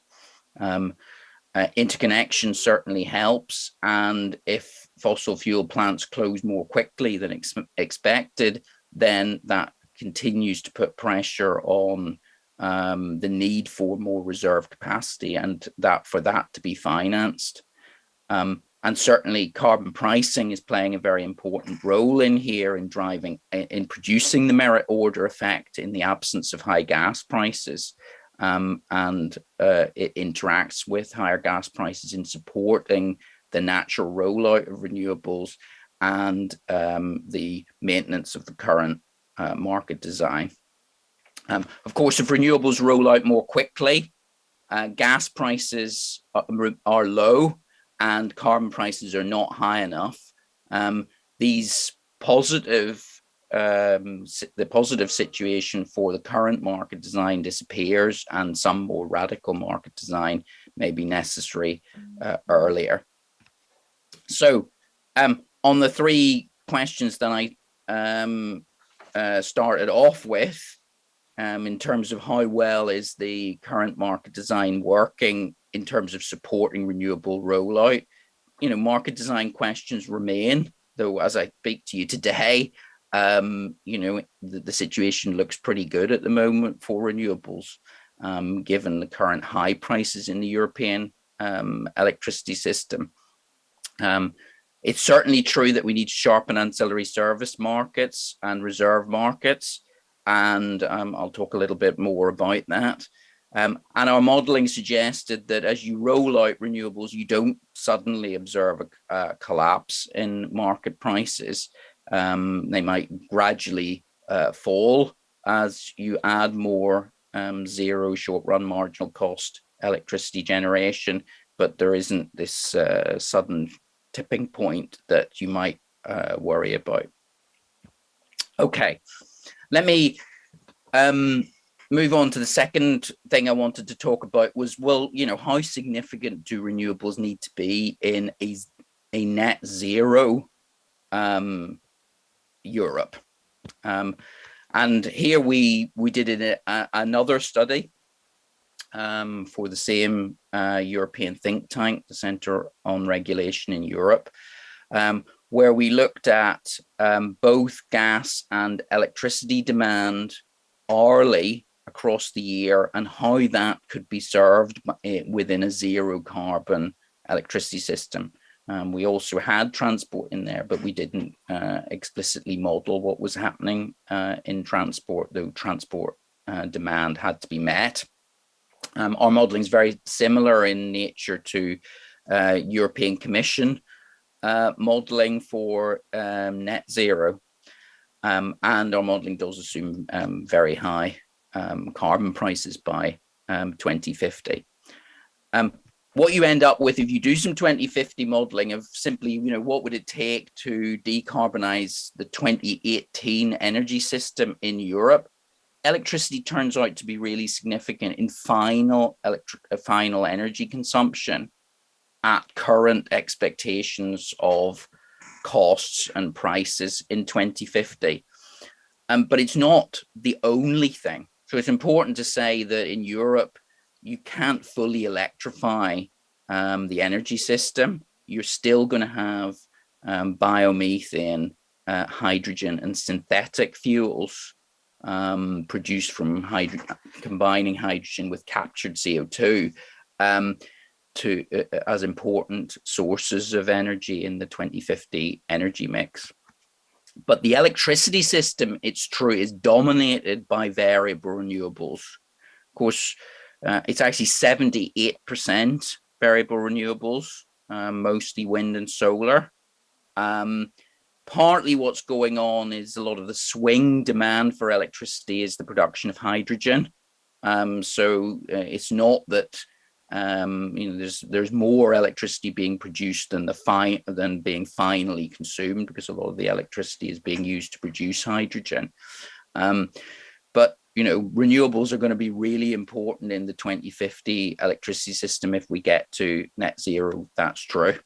But there are going to be important roles for these other fuels, and it's going to be extremely challenging to meet net zero. We're going to have to scale up biomethane production of hydrogen, synthetic fuels, and bioenergy more generally.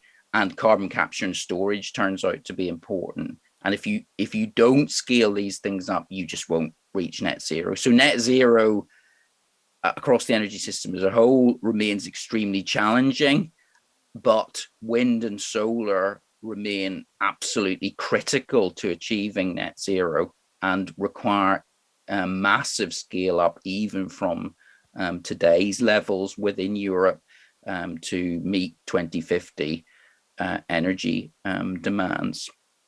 Okay, let me finish with some interesting recent experience from Great Britain, where we have had a massive expansion of renewables. So if you look at that lower chart, we've gone from about 8%, 78% of total electricity generation being wind and solar to about 30% in 2020. It's been a huge expansion. It has been associated with some very recent rises in ancillary service costs. You can see a huge increase in 2020 in constraint costs. So not surprisingly, what happened in 2020, demand fell substantially. Renewables continued to increase, variable renewables, and constraints increased in the system. So this is where you're having to pay renewable generators to not generate and pay other generators to generate in order to meet demand on the system. And so this is one of the aspects of adding lots of variable renewables to the system. Sometimes they're generating too much electricity in the wrong places in your electricity grid.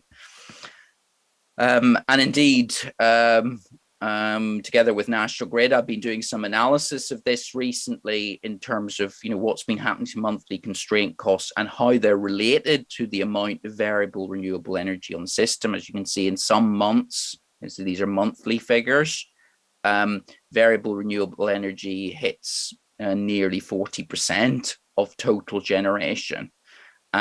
And indeed, the monthly volume of constraints seems to be positively related to the amount of variable renewable generation. When you think about the Great Britain, there's a lot of renewables in Scotland. When that generation is peaking, that creates constraints in Scotland to get the electricity to the demand centres in England, particularly around London.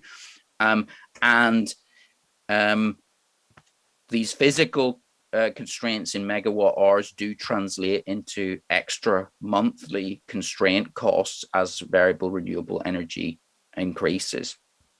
Now that's the bad news. There is some good news. Okay, the good news is that this is looking at another aspect of ancillary service costs. So Joe was talking about frequency response. We've got a competitive frequency response market in the UK, which is procured monthly. And you can see what's been happening to the unit price of that. So it was hovering at around £10 per megawatt per hour up until early 2017. And then in this phase 2, it suddenly collapsed and the price went down to 2. And you can see that did impact the monthly frequency response procurement costs, which went down from about 6 million to about 2 million. So what was going on? What was going on was there was an influx of batteries into the market, helped by the fact that the size threshold for playing in the frequency response market was reduced from 10 megawatts to 1 megawatt. And the trading block, in which the window in which you could specify your availability to provide frequency response was reduced, making it easier for battery providers to know when they might be needed to provide frequency response. There were some additional attempts to procure batteries and get more batteries into the market. But this shows you that with a competitive market for ancillary services and with the presence of new technologies, particularly batteries, you can see a massive reduction in some ancillary costs in the face of rising renewables being added to the system. As a footnote, one of the reasons why the prices rose towards the end of that period into phase 3 was because some of the batteries left the market to go to another market, which was offering higher prices, which were fixed, which wasn't particularly smart of the system operator to manage the market in that way. So what can we conclude about rising variable renewable electricity in the system?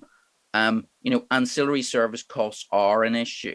It is going to be more costly to manage the frequency and the power quality and also the reserves in the system with more variable renewables.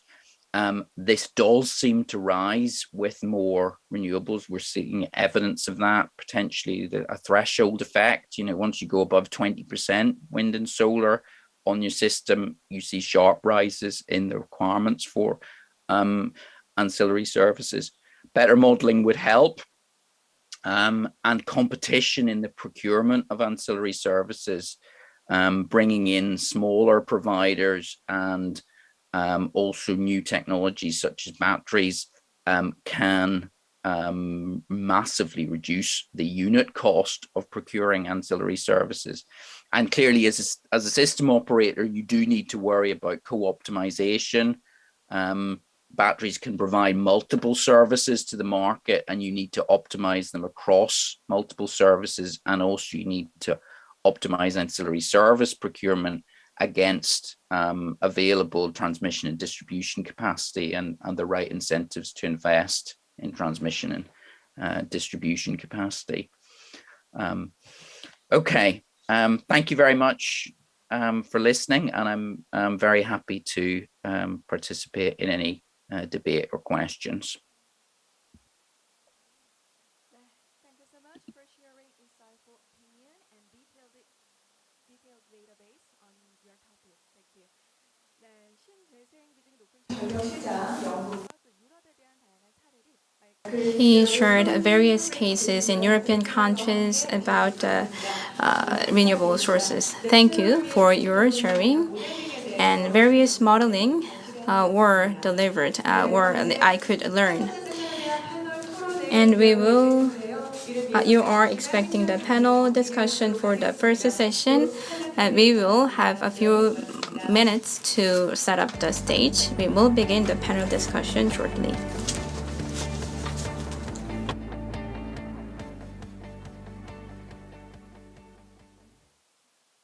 In today's society, we seek a faster and more convenient life. The key to this is electricity, which is among us like the air we breathe. From the day it was founded, Korea Power Exchange has sought to be the centerpiece of electricity supply, dedicated to making sure that Korea is always powered on. Now marking its 20th year in service, Korea Power Exchange is once again preparing for its next leap to the future by being on top of the big technological transformation, such as climate change, environmental consciousness, big data, artificial intelligence, and renewable energy. Korea Power Exchange powers your daily life and will be the hope that empowers Energy Korea. In the 21st century, life without electricity is an impossibility. Most of the things that are needed in our daily life are operated by electricity, and so it became impossible for a person to live without it. Now the whole world is investing greatly in the development of eco-friendly, renewable energy, which is not only convenient, but also does not harm the environment. To stay ahead of the curve, Korea Power Exchange has been focused in pursuing development, expansion, and adoption of future eco-friendly energy. Korea Power Exchange mediates the price and supply in the electricity market, acting as an invisible hand of the market.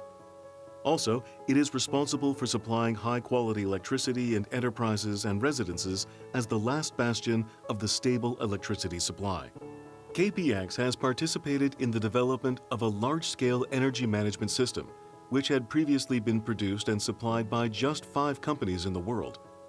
This was met with a successful development of the Korean Energy Management System in 2010, which provides stable and efficient management of the power grid. Korea Power Exchange forecasts the amount of electricity that is expected to be used by everyone throughout the day. Based on this data, the power plants are coordinated to generate the right amount at the right time to be supplied to the people without fail. Can you imagine a moment without electricity? The entire country will come to a standstill should that happen. Everyone at KPX is on alert around the clock to provide the system operation with razor-sharp precision and market operation with utmost transparency and fairness. Electricity market has been growing every year, with the transaction amount rising to 43 trillion Korean won last year. There used to be 10 member companies in 2001, but there are 4,500 of them in 2021. Of those, 97% are solar, which reflects the rapid advance of the renewable energy. Jeju Island is known for strong winds and sunlight, which led to an abundance of renewable energy such as wind and solar generation. To accommodate them, integrated renewable energy management system was developed and is currently in operation. And we will begin the first panel discussion. We will invite panelists, and we have Lee Yoo-soo as our moderator for first session. It's from Korea Energy Economics Institute. And for a panel, we have No Jae-young, professor, and Chu Sung-kwan, professor from Korea University. And also we have Moon Kyung-suk from Korea Power Exchange. And also we have Jo Ito and Michael Pollitt here online. Thank you for being with us. Many audiences are waiting for this discussion, so we will begin the first panel discussion.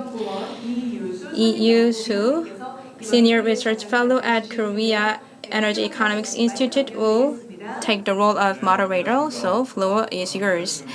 Hello, I'm Lee Yoo-soo from Korea Energy Economics Institute. I'm moderator for the first panel discussion. And I really thank all the 3 presenters. VLE is getting a lot in the power system these days. So in terms of stability of the system, how to deal with this issue, it is important to acquire and secure reliability of the interconnection. It is being considered by many nations as well. So the professors and the presenters explained well about that. Do Jae-hyung, the professor, he explained how to secure flexibility, and Ito explained and deals with frequency issues and how to well manage the system. He talked about the issue in a technical perspective. And Michael Pollitt, he explained the current power system, even though we are expansion of rollout of renewables, the interconnection could be well managed, and how it will be managed well. And the 3 presenters well explained about the topics. And about the 3 presentations, actually we have 2 panelists for having discussion. And first panelist is Chu Sung-kwan, professor from Korea University. And second panel discussant is Moon Kyung-suk from Korea Power Exchange. And first, we'll have a discussion from Chu Sung-kwan. Nice to meet you. I'm Chu Sung-kwan from Korea University. I will briefly talk about what I'm thinking about the 3 presenters. For the first presentation, and with expansion of VLE, it has some impact on the systems, and he dealt with how to deal with the growing renewables in systems. And the vulnerabilities will need to could cause some economic issues in the system.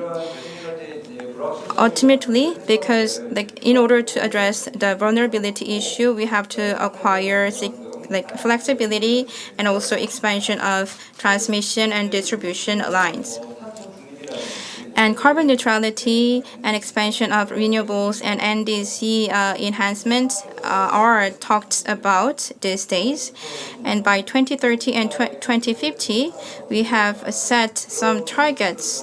And we have some I'm thinking about how it will look like in 2030 and 2050, and with expansion of renewables, how the system will look like.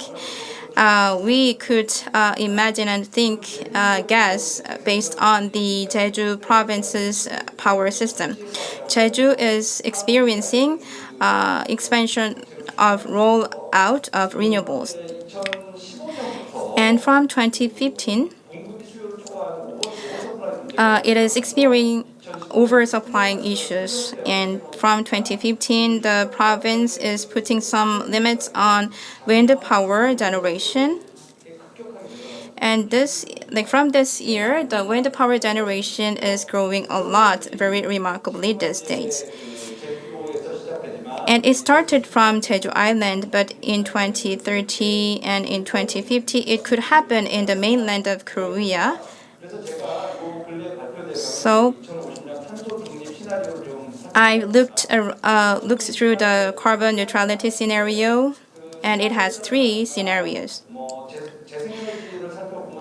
When we look at the renewables, it does not mention about the specific capacity. However, when I guess, solar will produce about 400 or up to 500 gigawatts of generation.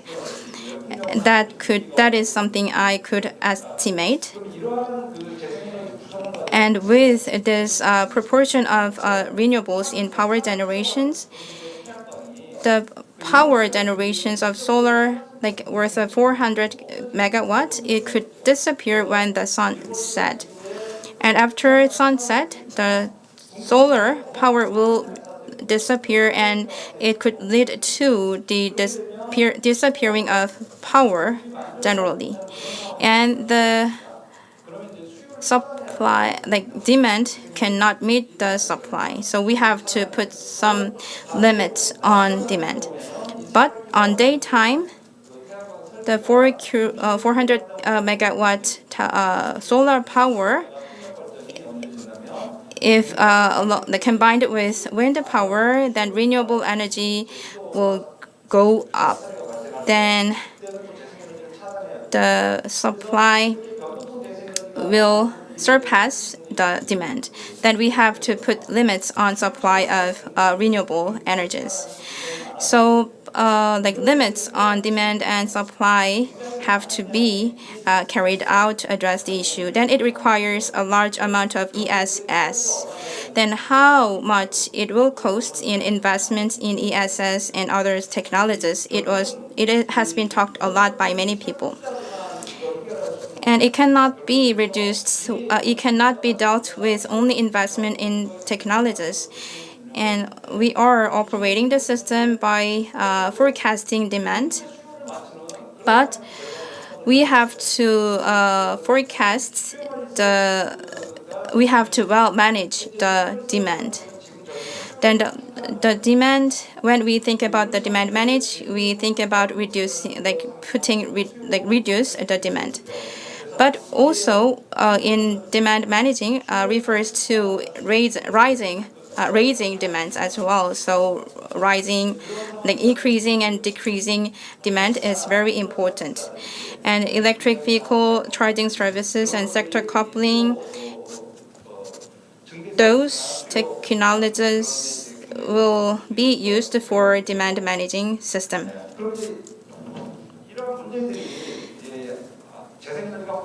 And when we have more like expanded renewable energies, then in terms of powers markets and in terms of interconnection, how could we deal with the issue? In terms of the market response, I will deal with the contents. The three presenters understand that the ESS or fast DDR and gas turbine is like we have to acquire and secure very flexible resources. We could make it mandate to secure flexible resources. In Hawaii, it has some like systems to meet some policies and mandate. Then the power generators need to be equipped with ESS to be in the market. And this making mandate could be one solution. Also, we have to give some economic incentive system to make sure private generators could increase flexibility. And in the ancillary system, we have some issues. The second presenter dealt with like reserves are very important in the VRE system. And we have enough amount of reserves, and also we have very fast speed in response, and also the frequency, like response need to be maintained. In those requirements are for general existing power generators, but we have new types of generators. Then the requirements will be applied to the new generators as the same as the existing generators. We have to think about, and also we have to lower the barriers for participants of the market. As mentioned in the case of the UK, after the battery service providers left the market, there was a change in the price. As you can see in the case example, the new power service providers can play an important role in adjusting the price in the electricity market. So we need to enable ancillary service providers and new service providers to access the electricity market easier than before. And also, as Professor No mentioned, we have to solve those issues in the market. Also, we can think of the option of real-time based market and ancillary service market. When we open an ancillary service market, actually, the current existing ancillary service structure of Korea was created in the past when the portion of renewable energy was very low. So we need a change. We can think about the inertia service or fast frequency service. And many other ancillary service products are required. Such services need to be put to the system quickly, so we need investment. Creating new products is important, but what is also important is to ensure proper unit price. So the unit price must be higher than the reserve. So inertia or fast frequency could be facilitated once there are sufficient system of incentives or compensation. And real-time market or ancillary market creation is being discussed in Korea. Actually, the same power generator can sell energy and sell products to the ancillary service market as well. So the ancillary market and energy market could be co-optimized together so that we can reduce the total cost of energy. And in terms of the electricity system, These days, one of the most important thing is to address the uncertainty of renewable energy. There are errors in estimation of the supply and demand. To address this problem, we have to think about various systems, for example, putting incentives. And another important thing is that the renewable energy itself could provide a reserve. By 2050, maybe more than 60% of the energy will be supplied from renewable energy. Then the general energy sources may not have sufficient resource for reserve. So by 2050, renewable energy could be utilized as a source of reserve. Then we need to develop technologies of adjusting the output of renewable energy. And as renewable energy increases, the constraint cost increased, as you can see from the presentation from the UK. So we need to operate the reserve system in an elastic way. And while renewable energy is intermittent and highly volatile, we can manage the reserve power at a different level from the period when the renewable energy is in different situation. And as I mentioned, renewable energy can create various issues in the electricity system, but in the future, renewable energy will be the key source of energy. So the issues created by renewable energy should be solved by the renewable energy sector. VPP can be a possible solution. So in order to develop such technologies, we need to develop systems and institutions in the market. Unless there is a policy to allow VPPs to enter the market, we cannot develop and commercialize and apply the VPP technology to reality. So we need to improve the market structure and policies so that the renewable energy sector can solve the issues that they create themselves. Thank you very much for your comments. He mentioned a lot of things. First, he took the example of Jeju Island. He said that in Jeju Island, the renewable energy, especially the wind power, is being curtailed because there is significant amount of oversupply of renewable energy in Jeju Island. And regarding the response to the improvement of electricity market, he mentioned the system of providing incentives and reforming the market structure in a way to encourage competition so that we can lower the price and also secure flexibility resources in the market. In terms of our response to the issues of the electricity system, he mentioned that we need to be able to predict the output of renewable energy in a more accurate and precise manner. And it was very impressive that he mentioned that renewable energy create potential issues in the electricity system, and we have to develop various systems and technologies for the renewable energy sector to solve the problems that they create themselves. I am also going to make some comments. First of all, thank you for the presentation and the comments of the previous discussant.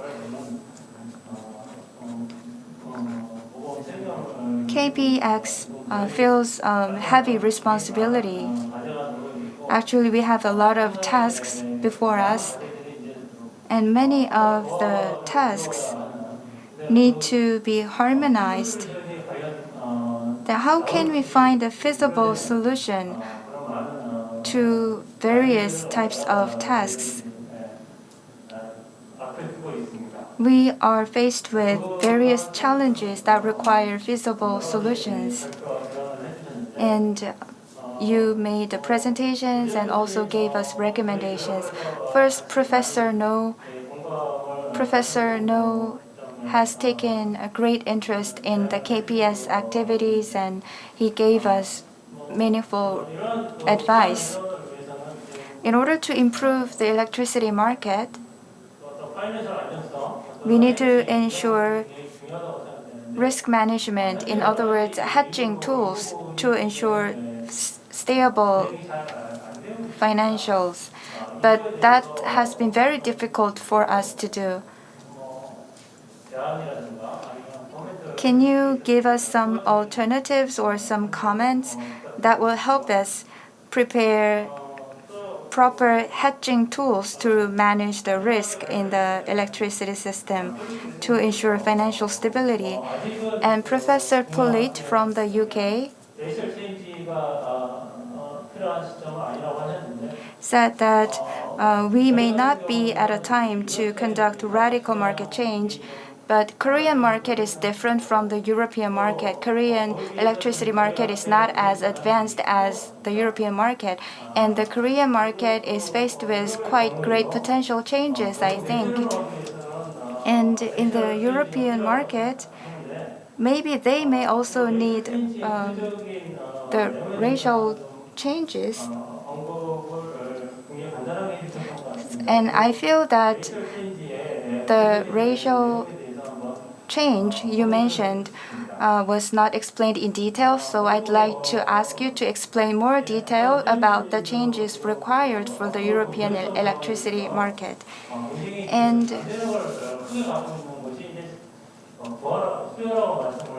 load or demand has great potential.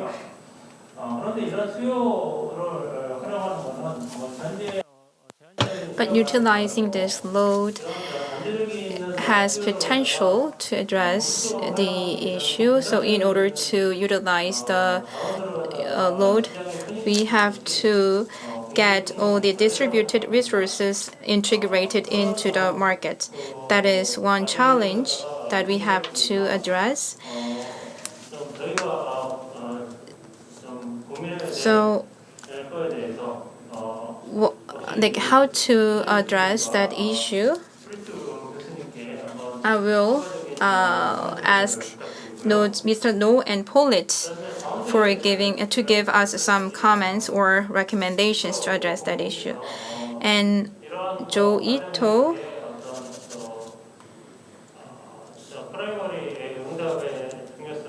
talked about the importance of the primary frequency control and the frequency controlling mechanism. And I totally agree with him. And he showed some examples, but I'm so sorry that there is no Korean cases and practices. And so I think the research need to be carried out for a long time. And whether the foreign countries are conducting this research regularly, I wonder. If it is, then how long and what is the frequency of the research conduct? And also about the based on our experience and generators logic analysis is important, but the scheme of renewables are affected by the renewables as well. And distributed controlling system requires a lot of time and efforts to fix the system. So prediction and preparation is very important.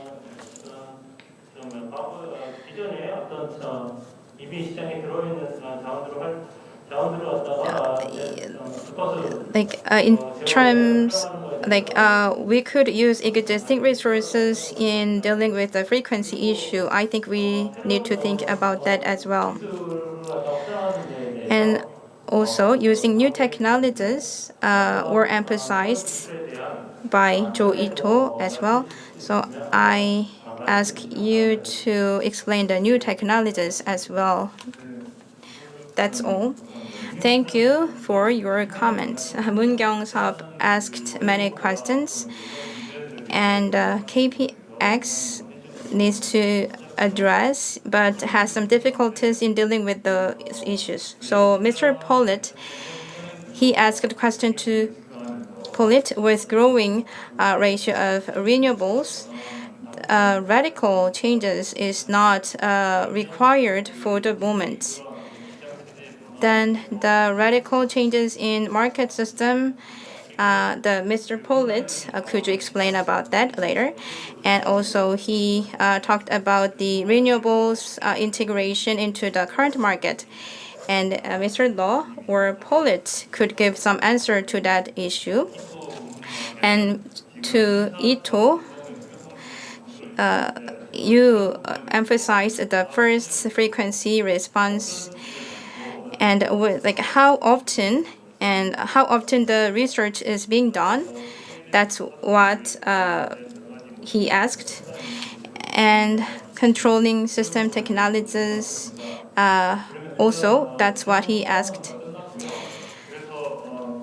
That's all the comments from the two panelists. And about the comments of the two panelists, it's time for presenters to give some comments or give some answers to the questions asked by the two panelists. Mr. No, please.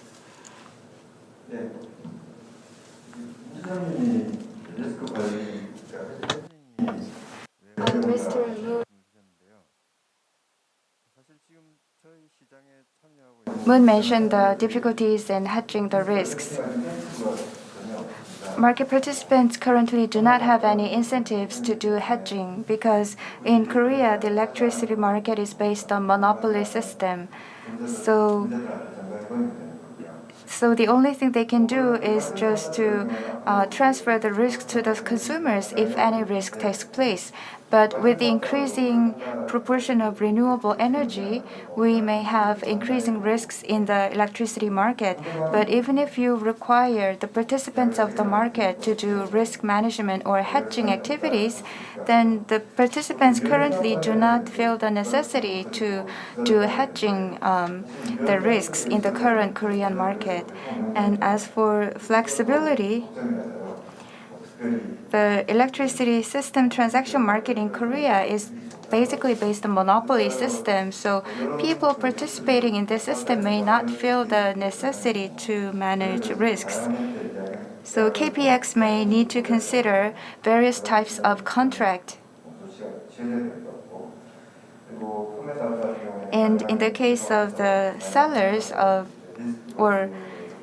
they will also need to think about the risks, potential risks in the market so that they can effectively respond to the risk in the future. In terms of the using the flexibility resources related to load, maybe when there's an innovative idea, the person who proposed the innovative idea must be able to earn a lot of money, but that is not guaranteed in reality. People will pursue innovation if they think they can earn money from that, but that is not happening for now under the current market structure in Korea. So I think such opportunities must be created, opportunities for innovators to make a financial benefit. Thank you. Then I would like to ask Professor Plitt to answer the question from Mr. Moon. And I would like to add one more question. You showed us a graph in your presentation, which was very impressive. When Professor No made presentation, some of your graph was closely related to the presentation of Professor Rowe. Professor Rowe said that if we look at the cases of other countries, if we see price fall in the market, then market participants feel no need for facility investment, and that will lead to the lack of power supply and even blackout. And Professor Rowe mentioned that the carbon price increase also played an important role in adjusting the level of price at a certain level in the market. And you also mentioned that we may not need a radical change in the market design and structure. So this is our question. Well, thank you. Those were a lot of good comments. Let me try and just say, I want to say three things that I think that in response to some of the questions that you've raised. First of all, there was a sort of a set of questions around what does a radical change to the market design look like? And I think the question here is the future of the market design just about more prices? You know, it's just about more markets, more prices. For those of you who've heard of Fred Schweppe, a sort of famous power engineer who suggested that, well, all you need to do is price electricity at every node, and you need to expose demand and generators to that. That is one view of the world. Okay. Another view of the world is that we need more control. You know, we need more telling people when they can use electricity in response to the load condition. People's electric vehicles will just not get charged if there's no renewable electricity available, and they will have a contract which is very flexible and isn't reflected in prices. It's simply, you know, I will have one contract which says my vehicle will be charged sometime between 7 p.m. in the evening and 6 a.m. in the morning. And I can have another price. I can charge it immediately, but I'll pay a very large price for that.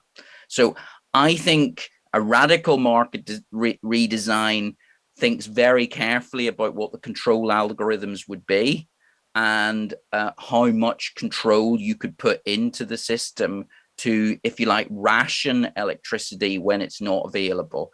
And I think that would be, you know, it would involve some smart contracting. It would take account of the fact that both customers, citizens, and governments care about electricity prices, and they don't like them being volatile, and they don't like them varying in time and space.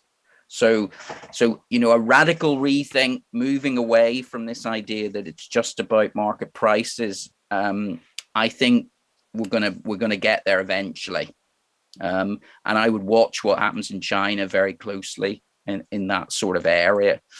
The other thing that hasn't been mentioned is what the role of the system operator is. You know, I think if you're going to have a variable renewable electricity system, you have to have an independent system operator, which is doing system-wide optimization and thinking about what services are really required on the system, and what could be procured competitively.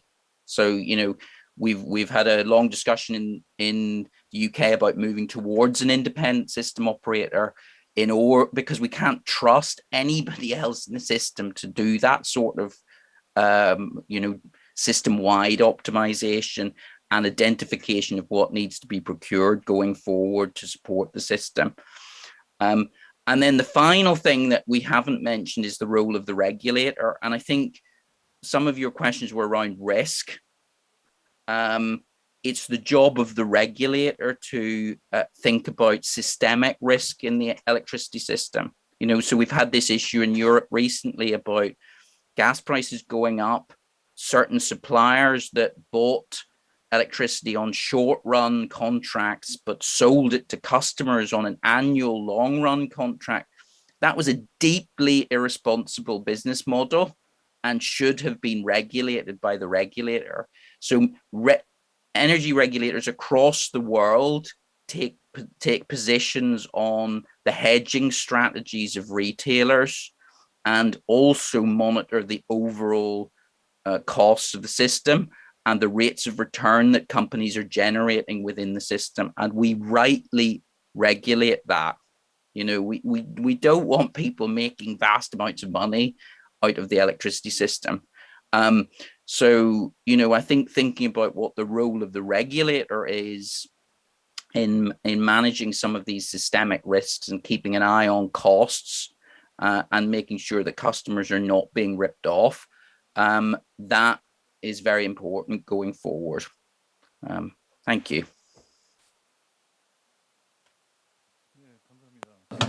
Thank you for your answer. We do not have many time, but I will ask Jo Ito to give us answer to the question of Moon.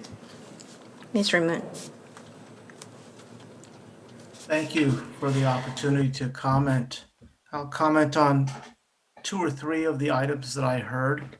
I think the first question that I heard was about the frequency of study or the importance of studying the requirements for frequency response. And I'll describe the way in which it is practiced in this country. For these frequency response events where you lose a large generator or a big transmission line occur with varying levels of frequency. In the very large Eastern interconnection, they're almost a weekly event, sometimes almost daily. In smaller interconnections with fewer generators, like in Texas, they might happen a couple of times a month. But the point of them is that they're unplanned, and so the system must be postured in a way that they can respond automatically in order to keep the lights on. And so after each of these events takes place, that is the initiation of study. And in particular, what is recorded are things like what was the frequency nadir, the lowest frequency that was recorded before it was arrested and restored. How long did it take to restore frequency to the target value? And depending on the findings of those measurements, and they do require special measurements that go beyond the traditional SCADA and EMS, which is only scanning the system every 4 to 10 seconds. It requires higher speed monitoring technologies that can actually capture the lowest frequency that is reached before frequency becomes restored. Then modeling is conducted, and the modeling, to be useful, requires accurate data on the capabilities of the generators. Both, we talked about the inertia of the generators that were online at the time of an event, as well as the capability of the generators in terms of which ones had headroom, the ability to provide primary frequency response, and which ones actually provided primary frequency response, which was to say that their governors were operating set in a droop mode that allowed them to provide frequency response. That requires collecting information from the generators on how they were scheduled to operate during the time that the events take place. And this takes place on more or less a continuous basis. And rules get changed when is deemed appropriate to try to strengthen the requirements because the concern is very great about blackouts. Texas, for example, has very, very stringent requirements for frequency control. And you can see from the information I provided about that they are a very small interconnection with respect to the consequences of a very large generation loss event, that they must be very prepared. And this really brings me to the second question, which is new technologies. And there's a number of new technologies that are capable. One that I didn't spend enough time on is the role of demand response or load. Texas, as an example, relies on load response to provide half of its frequency responsive reserve. This has been a necessity because of the relationship between the size of that interconnection and the largest generation loss event that they want to design for. They simply cannot arrest frequency fast enough with the actions of the available turbine governors that are online. And so demand has been used routinely for many years to provide frequency control. And these are large customers who subscribe and are paid for having under frequency relays, which will take portions of their load off automatically, well above the under frequency load shedding set point that is set for the entire interconnection. So they are a contribution that augments and supplements the frequency control that is provided from other turbine and generators, turbine governors. The other technologies that are being used, and I think the hallmark of them is that they're faster.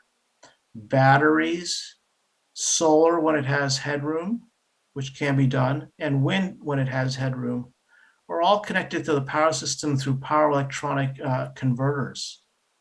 And these systems can inject power much faster than turbine governors because they don't rely on mechanical increases in power to generate the injection. And so they are in principle much more valuable resources to the system operator as load is in Texas. And so there is a discussion going on in this country about whether separate markets or services should be defined for faster frequency responsive reserves in view of their beneficial characteristics in these primary frequency response settings. I would like to close with just something that I just have been hearing as an undercurrent here. And really, we have a combination of independent system operators and vertically integrated firms operating in both interconnections in the United States. But what underpins their ability to work collectively to provide frequency response are mandatory reliability rules. So these are the rules that the Federal Energy Regulatory Commission was given authority to enforce after the 2003 blackout. And so the physical requirements for adequate frequency response are ones that I've described in my talk. And those principles are enshrined in mandatory reliability rules that are applied regardless of what market setting a generator or a power system might be in. Let me just close by talking about the difference between market procurement and regulation. This is a very interesting approach. We have a number of hybrid approaches in the United States. And a good example is, in certain system operators, they will set a requirement for spinning reserve based on the need for how much primary frequency control they want to have available at all time. But they will procure that requirement competitively by having an ancillary service market for spinning reserve. And so they're looking for both a combination of market forces to bring out the lowest cost resources, but having a firm engineering requirement for the quantity that must be procured. That concludes my remarks. And again, I thank you very much for inviting me to participate in this conference. Thank you for your answer and comment. And we have 3 more minutes to go, but I think we have to wrap up this discussion. I have also personal question, but I think it's time to wrap up. Maintaining reliability in the system has 2 aspects: security and adequacy. Security could be related to the demand and supply balance, which is fluctuate in real time. And with rollout of renewables, in order to respond to the variables, we have to secure flexible resources. Then it need to be addressed by the market. That was the common point by the 3 presenters. About the market system, I think the most effective solution is to provide incentives. That could be one conclusion. And also resource adequacy could be an issue as well. And depending on the price of wholesale market of electricity, it is related to the price. And so how to maintain the price inadequately, that could be one issue that we have to consider as well in designing the power market. And it's 59. And thank you all the presenters and discussants and professors from overseas. We have different time zone, so it's very difficult for you to be here. And also thank you to discussants. And we will wrap up this panel discussion. Thank you. Please give them a warm round of applause. Thank you. It was very meaningful insights, and from this panel discussion, the time goes really fast.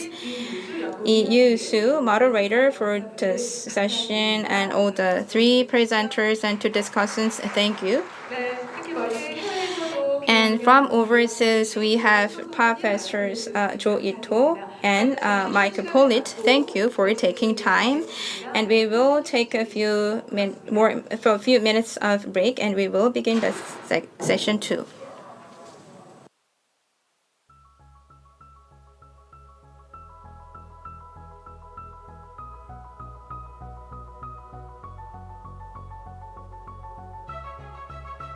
데이터와 복잡한 화면으로 가득 찬 컨트롤 룸. 대한민국에서 사용되는 전기의 양을 실시간으로 다 알 수 있는 곳입니다.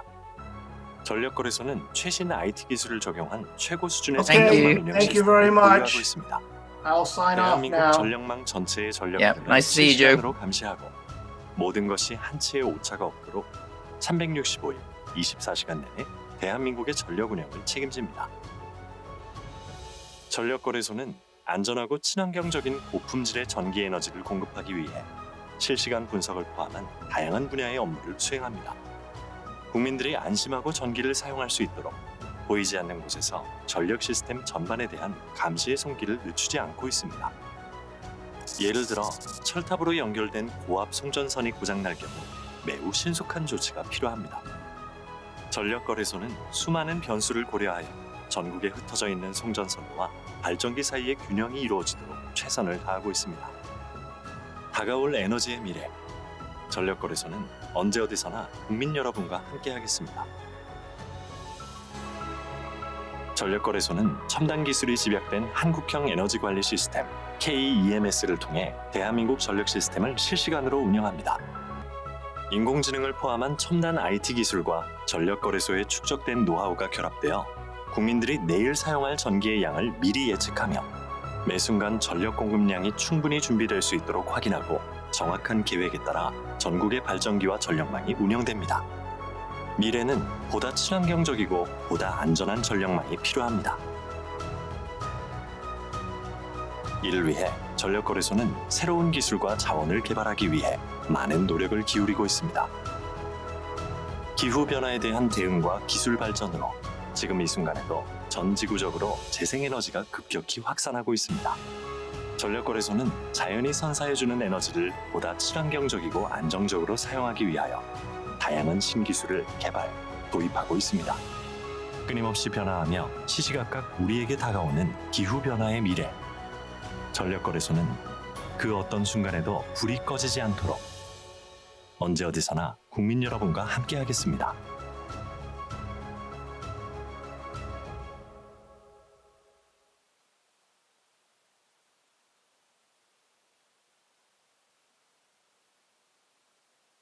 우리는 누구일까요? 전력산업의 브레인, 전력거래소입니다. 전기를 사고 파는 전력시장부터 대한민국 전력망 운영, 대형 발전기 운영, 향후 15년간의 전력수급 기본계획 수립 지원까지 이 모든 것이 전력거래소의 주요 역할입니다. 에너지가 만들어지고 우리가 사용하기까지의 모든 것을 직접 총괄하고 지휘하는 겁니다. 마치 비행기 관제탑처럼 말이죠. 스마트폰에 비유해 볼까요? 한전과 발전회사가 단말기 공기계라면 전력거래소는 안드로이드나 iOS 운영체제쯤 되겠네요. 전력거래소는 오케스트라의 지휘자처럼 매 순간 대한민국이 필요로 하는 전기에너지 양을 예측하여 전국의 발전기가 가동하도록 지휘합니다. 전국에 걸친 거미줄처럼 복잡한 전력망은 중앙관제 시스템을 이용하여 관리합니다. 생산된 이 전기에너지는 전력망을 거쳐 여러분이 살고 있는 가정으로 가게 됩니다. 여러분의 눈에는 보이지 않지만 이러한 다소 복잡한 과정을 거쳐 전기가 생산되고 유통되고 소비되는 것입니다. 전력거래소는 전력 시스템에 문제가 생기지 않도록 대한민국 전력망 곳곳에 흩어져 있는 교통신호등 역할을 합니다. 현재 우리가 쓰는 전기는 항상 수요와 공급이 일치해야 합니다. 필요한 전기량보다 생산한 전기 에너지 양이 지나치게 적거나 많으면 균형이 깨져버립니다. 잘 달리던 자전거가 균형을 잃고 쓰러지듯이 전력 시스템에 고장이 발생하여 여러분이 전기를 사용하지 못할 수도 있습니다. 전력거래소는 365일 실시간으로 대한민국 전력망을 안전하고 효율적으로 운영하고 있습니다.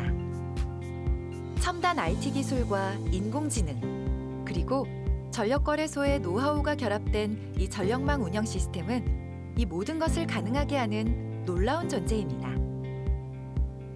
오직 대한민국의 기술력으로 만들어진 IT 시스템이죠. 전력거래소는 혁신을 멈추지 않습니다. 에너지 쉼표를 통해 에너지를 아끼고 새로운 전력거래 상품을 통해 대한민국 소비자 누구나 아낀 전기를 되팔 수 있는 혁신적인 제도를 만들고 있습니다. 전력거래소는 자연을 생각합니다. 친환경 재생에너지 자원을 통한 전기에너지 생산을 확산시킬 수 있도록 인공지능으로 기상정보와 다양한 데이터를 결합하여 더욱 예측 가능한 미래를 만들어갑니다. 보다 지속 가능한 삶. 끊임없는 노력과 공부 없이는 불가능합니다. 지속 가능한 내일을 위해 전력거래소는 오늘도 쉼없이 달려갑니다. 여러분의 미래에도 언제나 행복과 행운이 함께하기를 기원합니다. 전력거래소.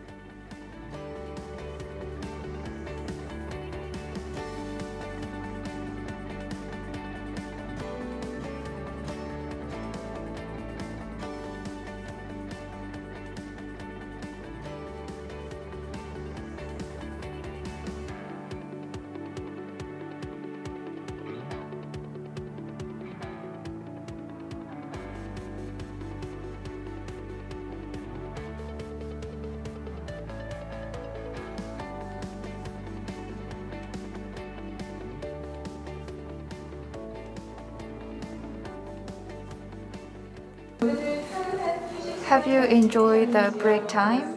Thank you very much. You are here with us for the 17th Seoul International Conference on the Electricity Market. Welcome to the second session.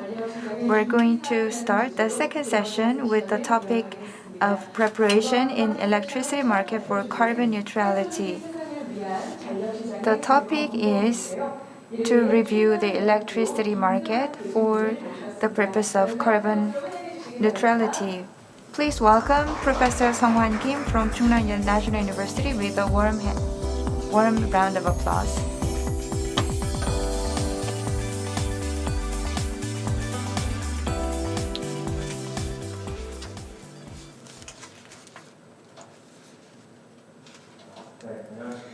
Hello, I'm Kim Seung-Hwan, Professor of Electric Engineering at Chungnam National University. My topic is Rethinking Electric Market for a Net Zero World. And today's target is not giving you solutions, but I'm trying to awake you about the future and what kind of issues will raise and how do we deal with those issues. And I will talk about those things. Recently, the carbon neutrality scenario has drawn a lot of attention. It was released in drafts in August. Currently, our power system has about 500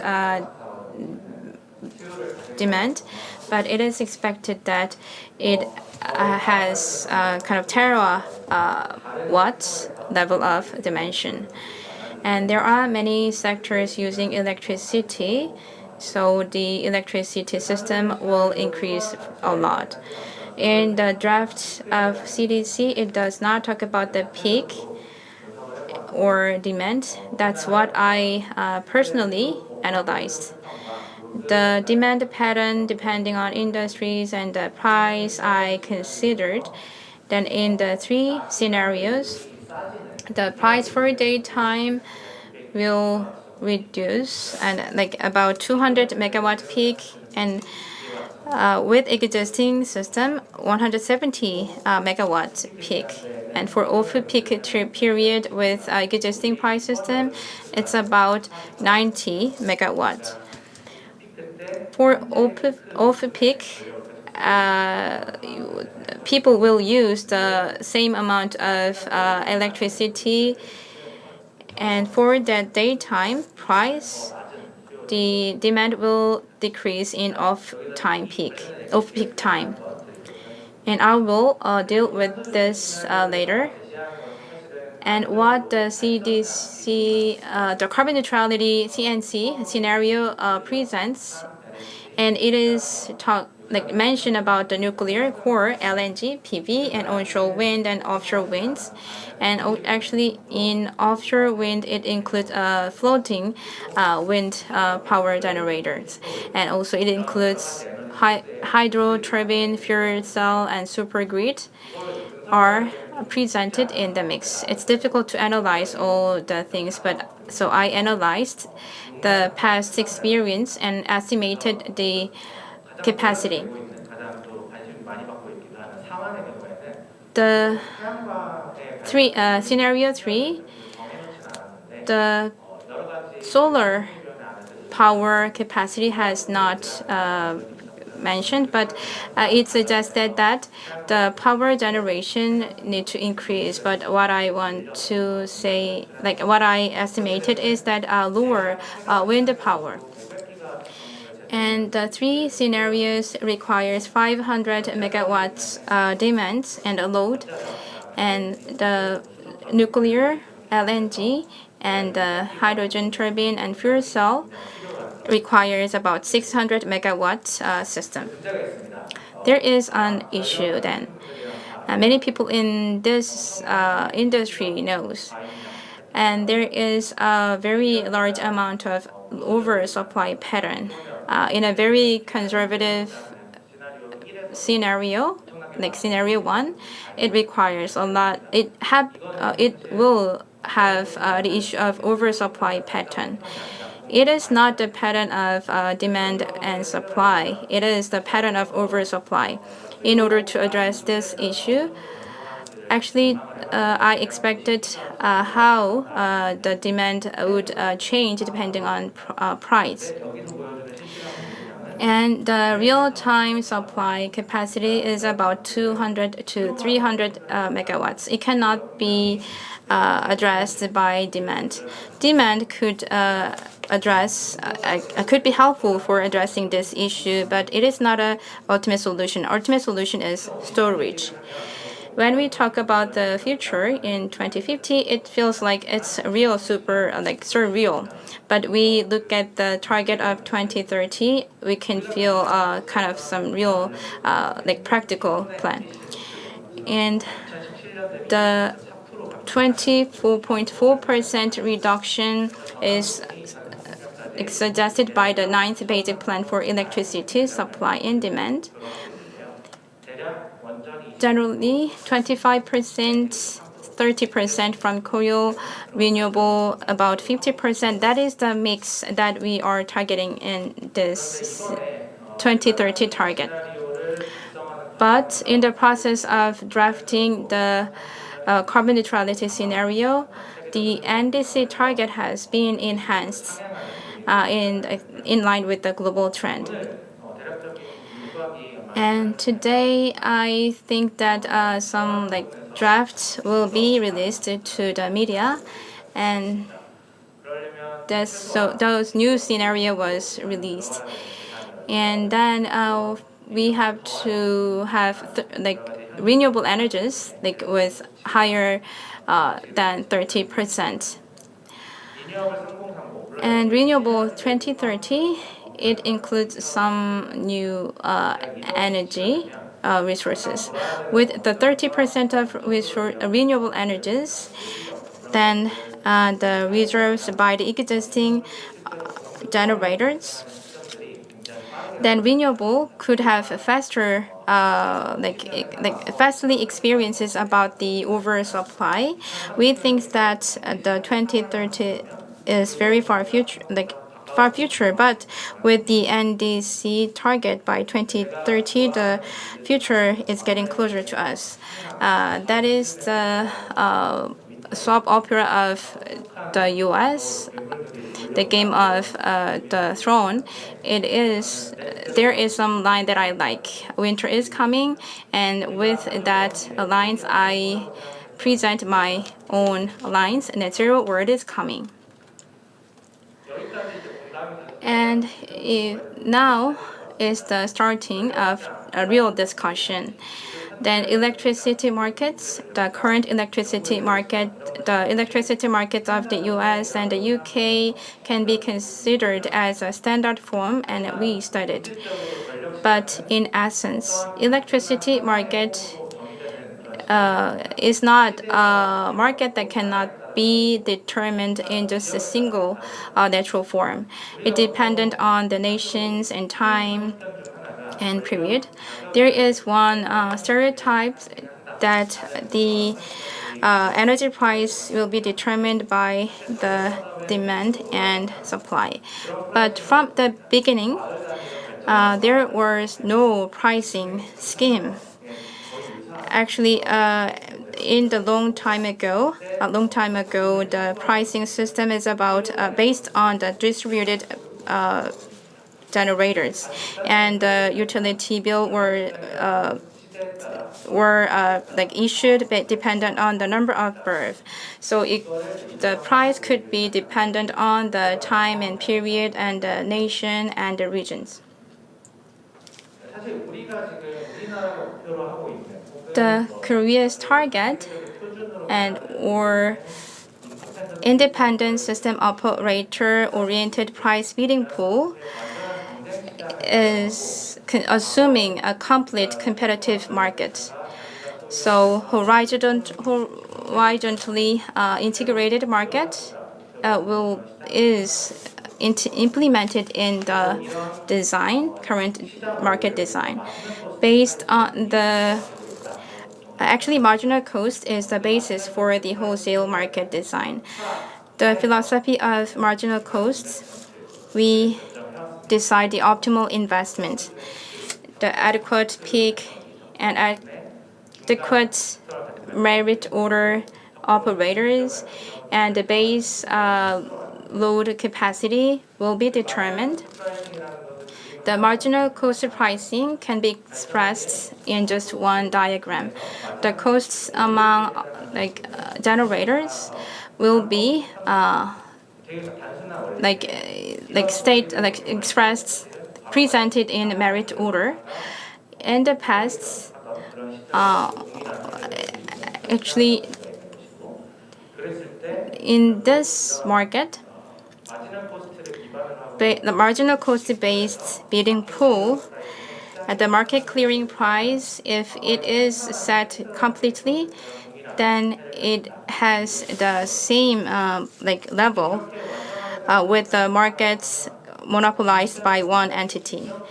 And this market is very effective and efficient in terms of cost and economy. It could find out very optimal points. But there is one problem. It's because it is based on marginal cost, so there is some missing money problems by generators. The generators cannot be guaranteed for gaining benefits on their investments. So many market designers think about the capacity market to address the issue.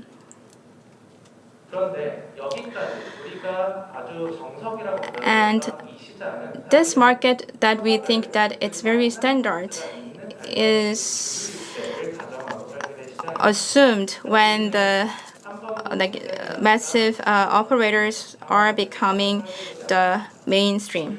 But we haven't designed the market based on the core firing generation as a mainstream, but we imagined the market with renewables. But the announcement by the government, the renewables are not ancillary resources anymore. In the beginning, I thought that the 2050 and 2030 is very far future, but when we look at the values and measurements and some anticipation 2030, it's not that far future. And the previous presenters mentioned with more renewables, the supply line will look like that because the marginal cost is zero. So the demand line would go to the left side. In this market, the regulations on carbon emissions and new generators integration, and those could cause some variables, but in the long time, the price will increase. In the center, the wholesale price has went down continuously. It could have some fluctuation in short term, but in the long term, the wholesale price has gone down. Balancing costs increased, capacity payments and it has increased, leading to the higher consumer price. So it became very ironic condition. Like downward pressure is on the market, and it is not favorable for renewables. But the role of renewables has caused that issue. That is very ironic condition. And marginal pricing only based current market system, we think we have to rethink about the market system. I'm not saying that we have to withdraw the marginal price system, but we could have some other price to make up for the system or replace the marginal pricing system. I think what I mean is that we have to begin the discussion. Then we have to identify what is the problem, and we have to forecast when that issue will happen. And based on the marginal price, the existing markets and the generators without marginal costs, it would be difficult in maintaining adequate amount of capacity. With zero marginal costs, but a very heavy impact on the markets, that kind of resources, how they would respond to the changing market, that is one issue that we have to think. And it could cause the price distortion. It is called as pecuniary externalities, and it refers to the case when it occurs when the actions of an economic agent cause an increase or decrease in market prices. Finally, it would happen in the electricity market in the future as well, but I think renewable could bear with it. The current pricing scheme is based on the external, outside of the market, not inside of the market. Some parts of portion is based on the marginal price of the wholesale price, so it's not totally independent from the market. And the short-term price distortion, if it gets serious, then it could make some impact on the decision of investment. In theory, with higher price, it means that the renewable generations is very low.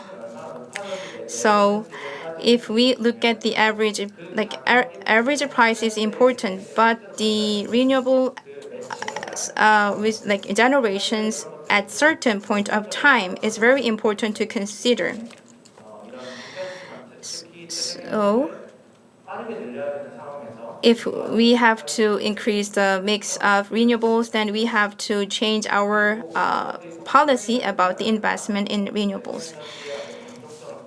And also, we have it could affect on the benefits and revenues of flexible resources. Is it a very far future for Korea? And it could be very subjective, but I think it's some point that we have to begin discussion. Fortunately, Korea has established Market Reform Committee. And since the market began, that committee will take very important role. If we complete all the discussions, and actually I presented 2 presentations last year about the vesting contract and emission cap for carbon to adopt forward market for core. That was something that I presented last year. If we do not set our milestone, then, or if we do not consider what would happen in the future, then we would make some different decision that would not happen in the future. And 3 responses from the micropolits. I will consider that we have to set some milestone to achieve our goal, and also we have to imagine the future to implement our current plan. The most important thing here is to actually we have to achieve adequacy, and it is something that we have to do. Then responding to the climate change, reduction of carbon emission, and expanding renewables, those are some goals that we have achieved. And with Korean current technology, we set very ambitious goal. So we have to accept our target, and also we have to review the system in implementing the changes. And sustainable and robust and support scheme required for renewables. And long-term fixed price scheme is partly based on S&P. So fossil fuels price is related to the energy price. So for renewables, we have to increase the portion of average pricing scheme. So long-term, long-run bidding price will need to expand, and wholesale markets. And also, we have to ensure that the generators to compete in the wholesale market. But still, there are some issues that we have to deal with to take that approaches. If in the electricity market is run the market theory, if we go for the auction system, then who will determine the amount of generations to be auctioned, and who will determine the proportions of solar or wind power generations? So we have to consider the factors as well. The second approach is that I think I mentioned it earlier, but we have to secure zero carbon flexible resources, and to that end we have to guarantee the revenue sufficiency. In the net zero world, flexible resources is needed, but need more flexible resources capacity for resource adequacy, but use less flexible resources in average. So other capacity services and capacities, incentives for them need to be considered as well. And OCODE and CAISO are considering that a lot. Our code is trying to enhance value stream in balancing market with scarcity pricing, and CAISO is dealing with flexibility requirement for load serving entities. The third approach is the most important point among my presentation. I analyzed the carbon neutrality scenario before, and the concept of storage, we should not think it as a kind of ancillary function.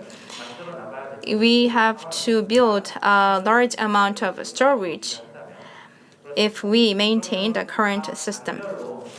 And based on the three scenarios, and the amount and capacity of storage will be different, but 200 to 300 kilowatts output needs to be stored for 5 or 6 hours. Without that system, we could have some issues in the supply and demand system. And what is the investment signal for the storage facilities to get into the market? Then we have to give incentives to them, and if we establish the system, how we will operate that system, we have to think about that. And storage has very similar circumstances with renewables. It has no marginal costs, and unlikely to other renewables, it could be charged and discharged. And if there are hundreds of storage facilities, how could we establish merit orders for them? We have to consider and deal with as well. And renewables, actually in Korea, renewables has this imbalance among regions. We should look at it globally, and also we have to deal with locational signal in dealing with this issue. Those are the things that we have to address. It's not that long until the set time. So I hope that the electricity market could evolve in a very proper manner. Thank you. Give him a warm round of applause. And renewables are becoming the buzz these days, and it has become our reality these days. So there are many issues in electricity market, and we have to address all those issues. That's what he mentioned. We have the next presenter. His presentation is about the significance and the role of sector coupling for carbon neutrality by Lee Tae-ui from Korea Energy Economics Institute. Please welcome it with a warm round of applause.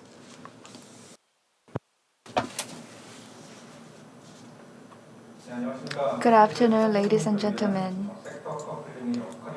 I'm going to make presentation on the role of sector coupling for net zero in Korea. I am Lee Tae-ui. First of all, I would like to explain about the concept of sector coupling, which is essential for net zero, and thank you for the opportunity to make presentation today. Today, I'm going to first explain the meaning of sector coupling and the role of sector coupling in Korea. So on the title, you see net zero in Korea. By 2050, Korea should make the greenhouse gas emission zero. Now it's 100 million tons of carbon emission, but it has to be reduced to zero. The key element is electrification to achieve net zero. Here, electrification is the key to carbon neutrality because the electricity supply will be integrated, centered around renewable energy. So far, our energy sector has been centered around upstream sector like oil and gas, and the energy produced from oil and gas was converted to the secondary energy and then transmitted to buildings and industries, or consumers receive the supply of the primary energy. Energy system can be classified into various sectors. From energy sector perspectives, we have the energy sector, including oil and gas. The supply and consumption are determined based on the supply and demand of oil and gas, and they are physically and chemically separated. And heat and secondary energy is also, the price of the secondary energy is also determined based on the supply and demand of the sector. As for economic sector, we have energy supply side and energy demand side.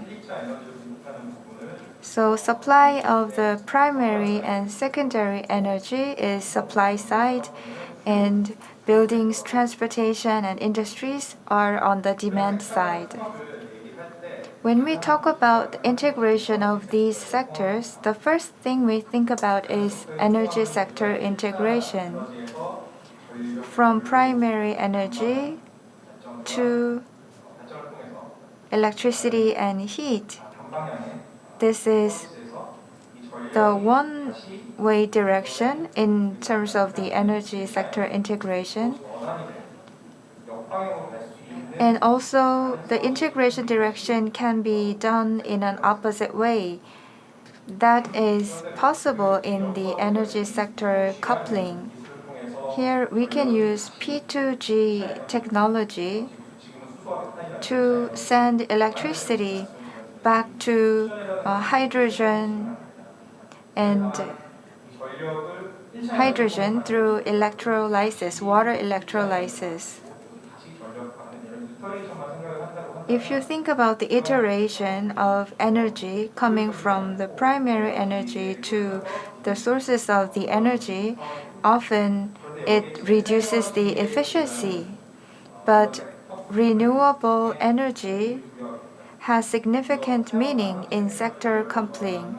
For example, if we convert the surplus renewable energy into heat, that is very useful. And also, when we need electricity, we can use primary energy and convert it into secondary energy. If electricity is oversupplied from secondary energy sector, then the surplus energy can be stored in the form of gas or in other forms. And there are many energy storage systems. ESS stores energy in the form of chemical energy, and B2G stores energy in the form of hydrogen. So carbon captured from oxygen can be stored and converted to methane. This is included in P2G. So the captured carbon is converted to methane, which does not emit greenhouse gas. So from methane, you can capture carbon and convert it to methane again. If you repeat such a process, you don't have the creation of carbon or greenhouse gas. In the economic sector coupling, renewable energy means a lot. So we install renewable energy system, and this enables consumers to become energy self-sufficient. And renewable energy also enable the distributed energy resource supply system, but renewable energy is highly dependent on weather condition and location. So if surplus energy is produced from the renewable energy, then consumers can sell the surplus renewable energy to others, which is the concept of prosumer, but that is not really often seen in reality. And we can think about a service in connection with the electricity system. We can store energy, and if necessary, we can send the energy to the electricity system. Under the economic sector coupling, we can think about V2G, vehicle to green technology. Electric vehicle is equipped with high specification batteries. And by using the surplus energy from the electric vehicles, we can supply energy to the sector that need such an energy. Sector coupling encompasses both economic sector coupling and energy sector coupling.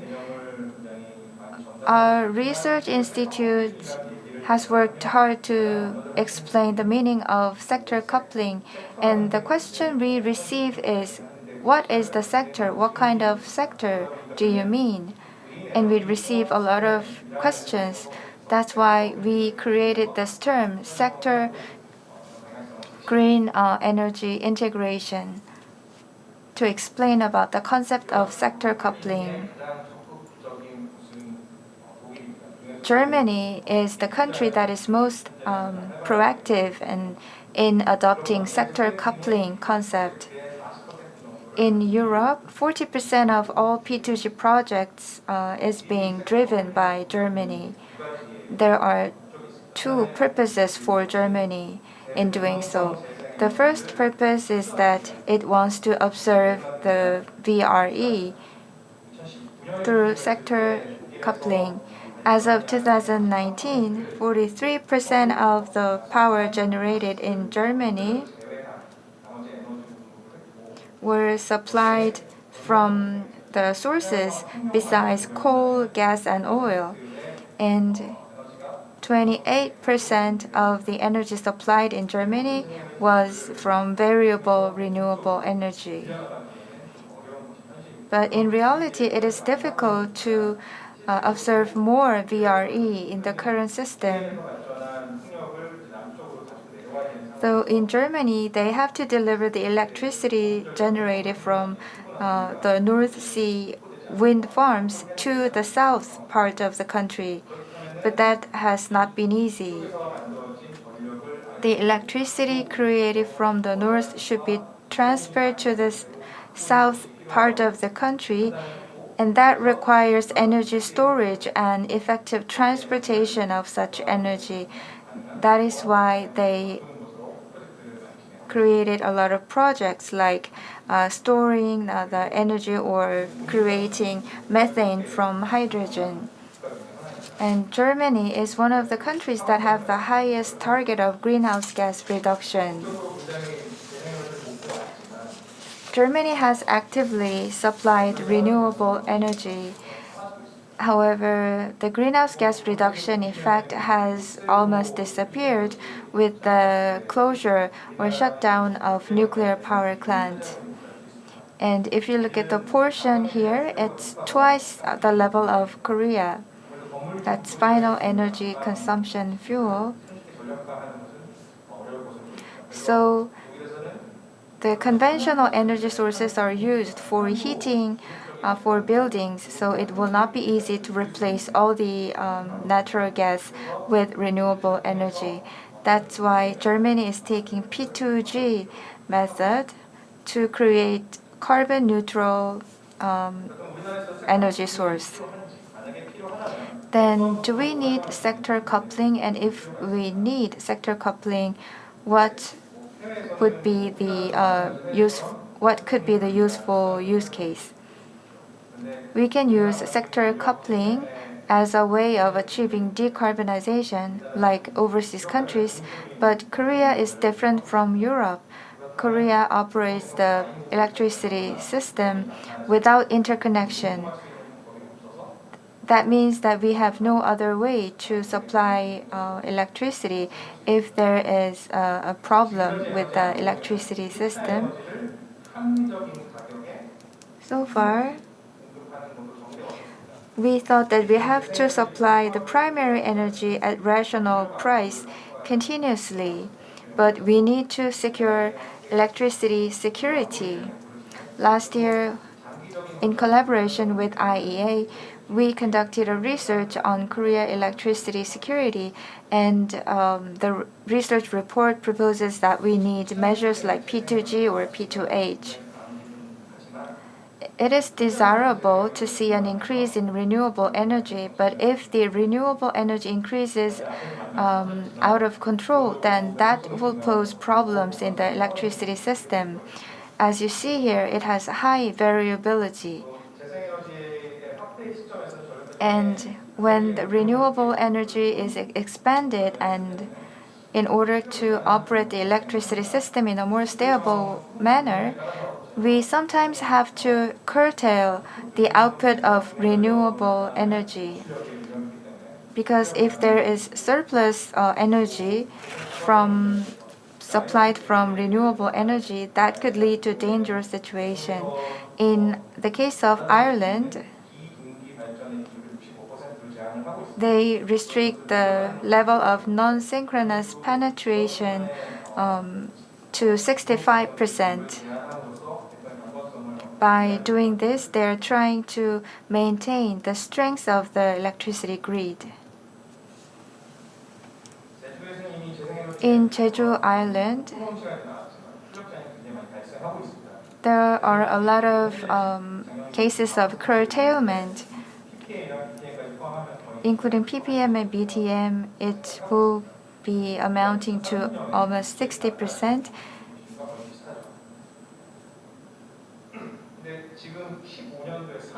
In 2015, renewable energy output curtailment happened 3 times, and in 2020, the amount of renewable energy supply significantly increased. Compared to the level of supply increase, recently there have been a lot of curtailment of renewable energy output. So the oversupply of renewable energy led to the curtailment of the output. When we mix salt in water, we see a certain amount of salt sinking at the bottom, like that. We need to improve the electricity system in a way that they accept renewable energy in a more efficient way. And sector coupling is an effective solution in this regard.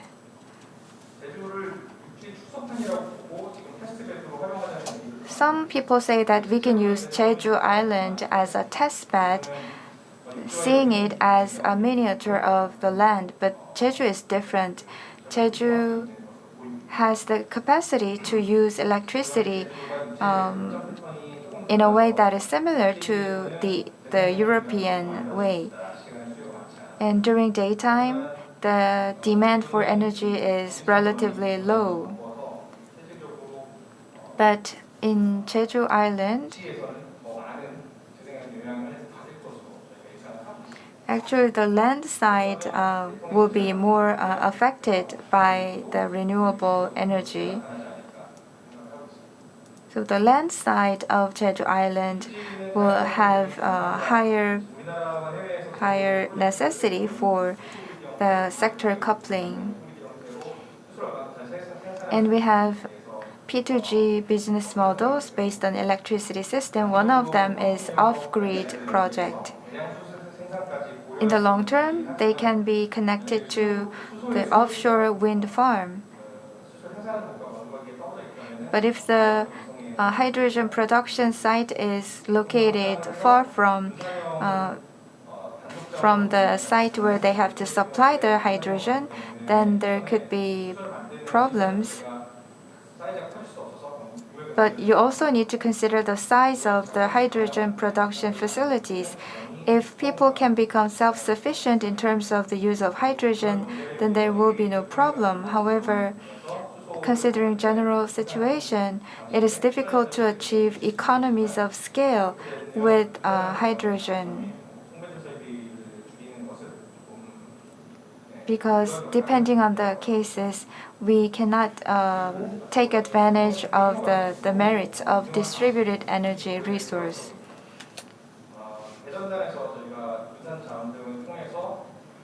And also we need to consider using the aggregators in order to strike the balance between supply and demand.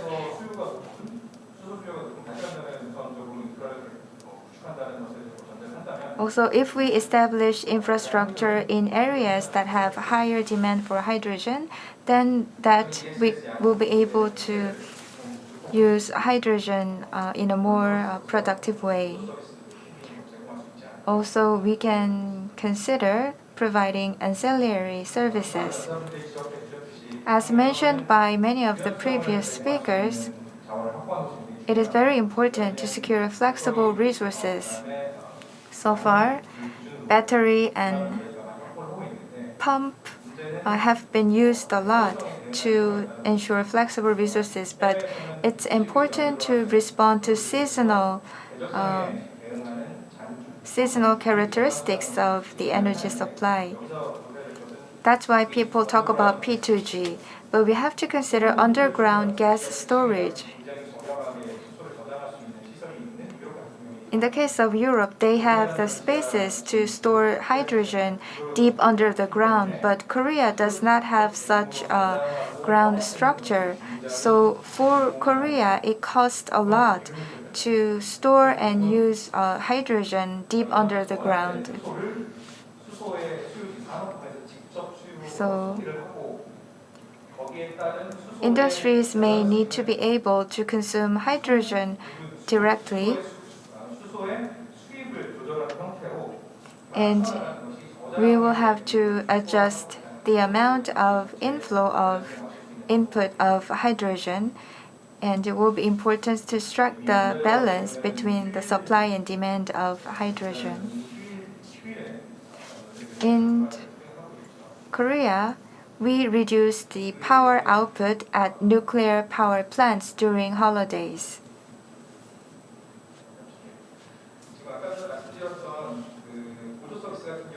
In the case of ancillary service, P2G is not just the means of storing energy, but it can be helpful for electricity systems. This is what was reviewed by Europe, and they have already established a test protocol. So also Korea is trying to strike the balance between supply and demand by adjusting generators. Through what is called COMCUP, we are striking the balance between supply and demand of energy. If we can use this linear system, P2G can be used as in the form of ancillary service.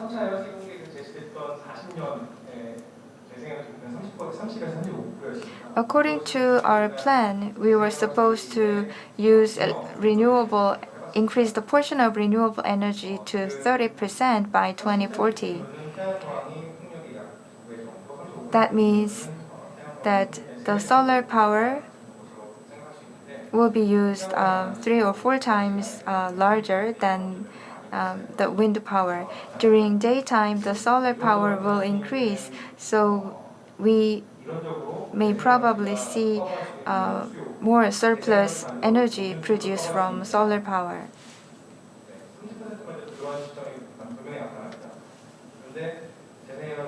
Then renewable energy supply may someday exceed the amount of demand. If such thing happens, we have to curtail the output of renewable energy. By 2030, the renewable energy accounts for 20%. But still, under that situation, the output curtailment is necessary. This is monthly surplus status. Surplus occurs especially a lot during March and April. In May, if you look at the graph below, in May, August, and October and December, if you look at the second and third graph, they store the energy during daytime and they discharge the energy during nighttime.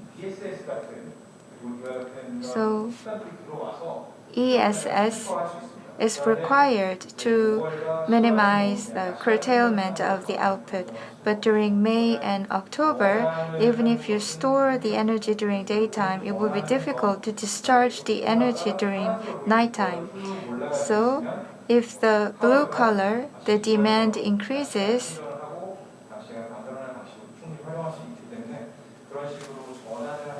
you can convert the energy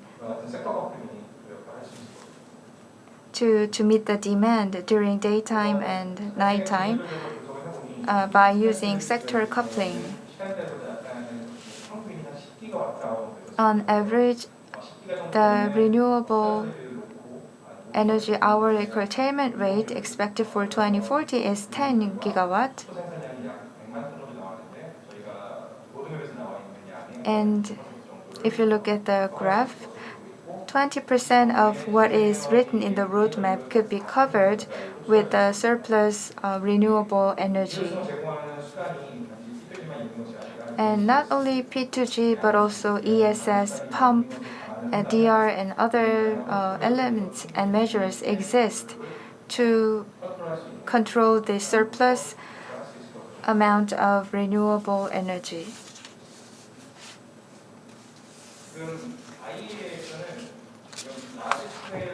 In IEA,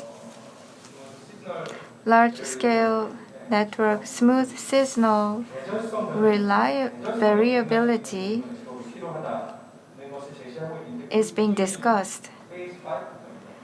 And that is from phase 5, which means that supply of renewable energy reaches 50 to 60%. But in the case of Korea, from phase 2, we need interconnection between countries, but that is difficult to achieve in Korea.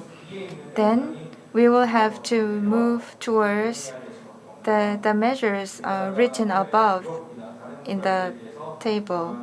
Compared to Europe or other countries, we will have to secure the measures or tools to respond to seasonal change in the demand and supply of energy.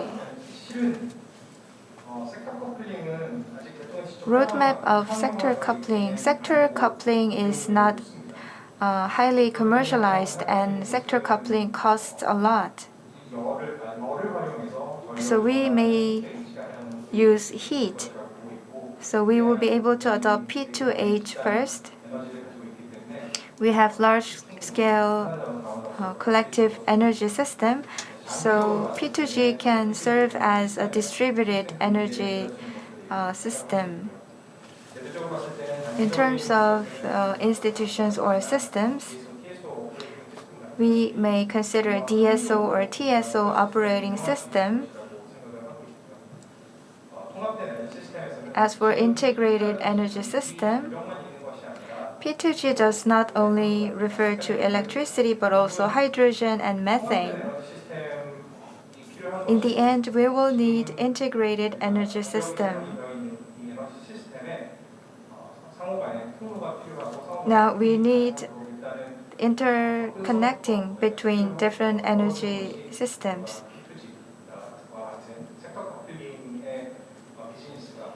So we first need to activate the sector coupling businesses, including P2G. Thank you for your attention. Please give him a warm round of applause. He was Lee Tae-lee. And sector coupling, the theme is very interesting. As a green energy integration system, he explained very in easy manner, and he also emphasized that we could understand the importance of these sectors and sector coupling. We will have the next presenter. He will talk about the National Grid ESO Zero Carbon Operation by 2025 by Julian Leslie from Networks National Grid. Hi, thank you. Good morning.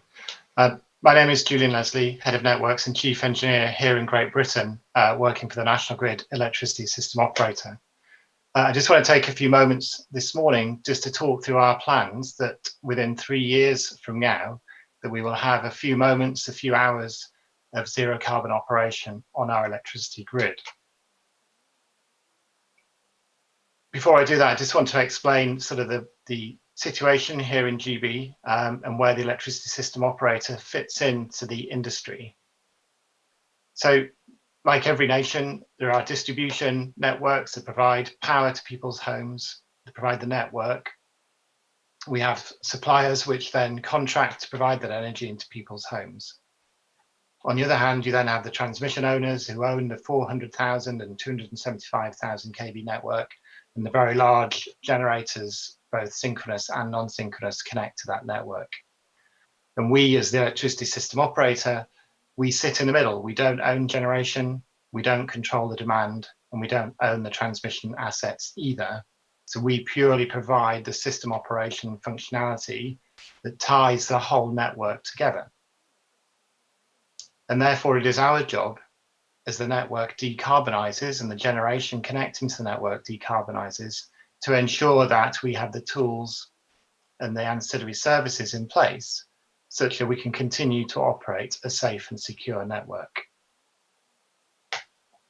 So what does that mean in terms of our role then? So for the ESO in Great Britain, we operate and balance the system. So we have access to the balancing mechanism, and we balance the last 1 to 2% of the energy in the market, because the market then solves the other imbalance to where so the residual balancer in the last few moments that keep the frequency at 50 hertz here in GB.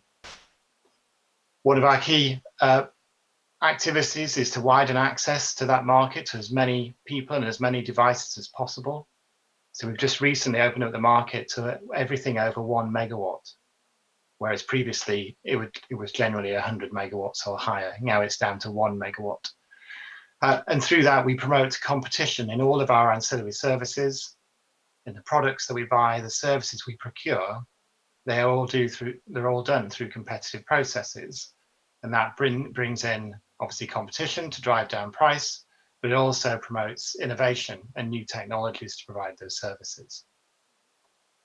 As a system operator, we work with the transmission owners across Great Britain, and we make network recommendations for the investment.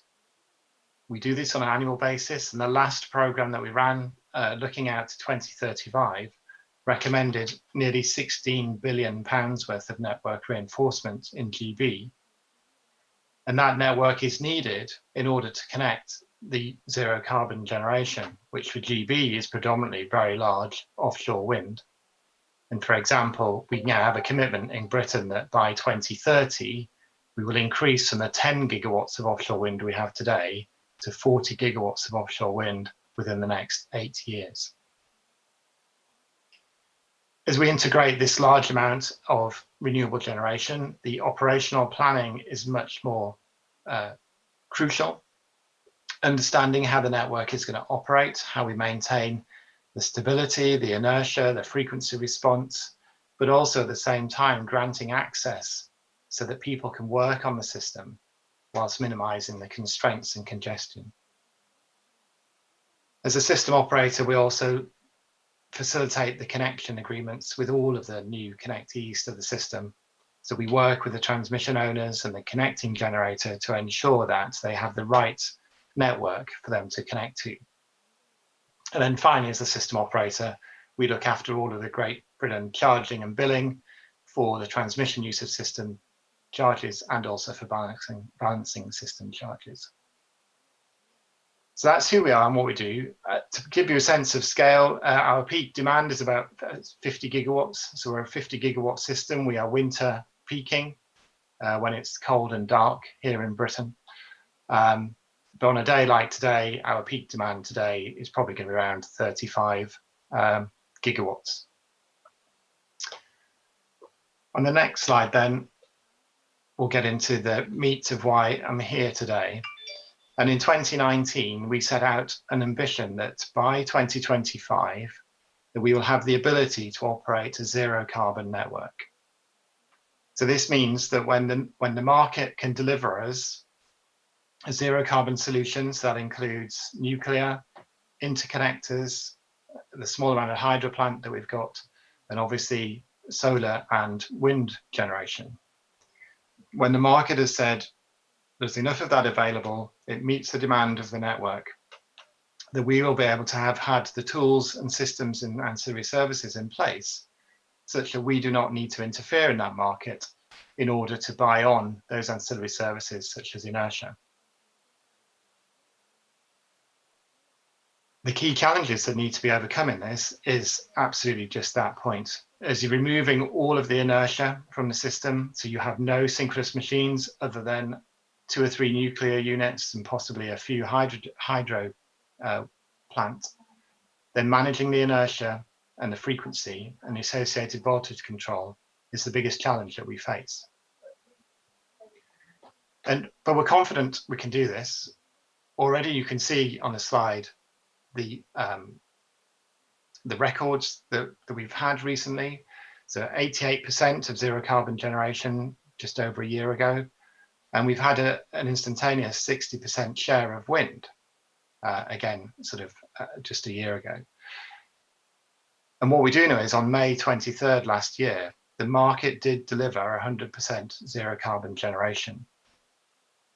However, by the time that we had to constrain off the wind, to buy on the gas plant, to provide the inertia, voltage control and frequency response, then the actual outturn for that day was only 84% of zero carbon generation.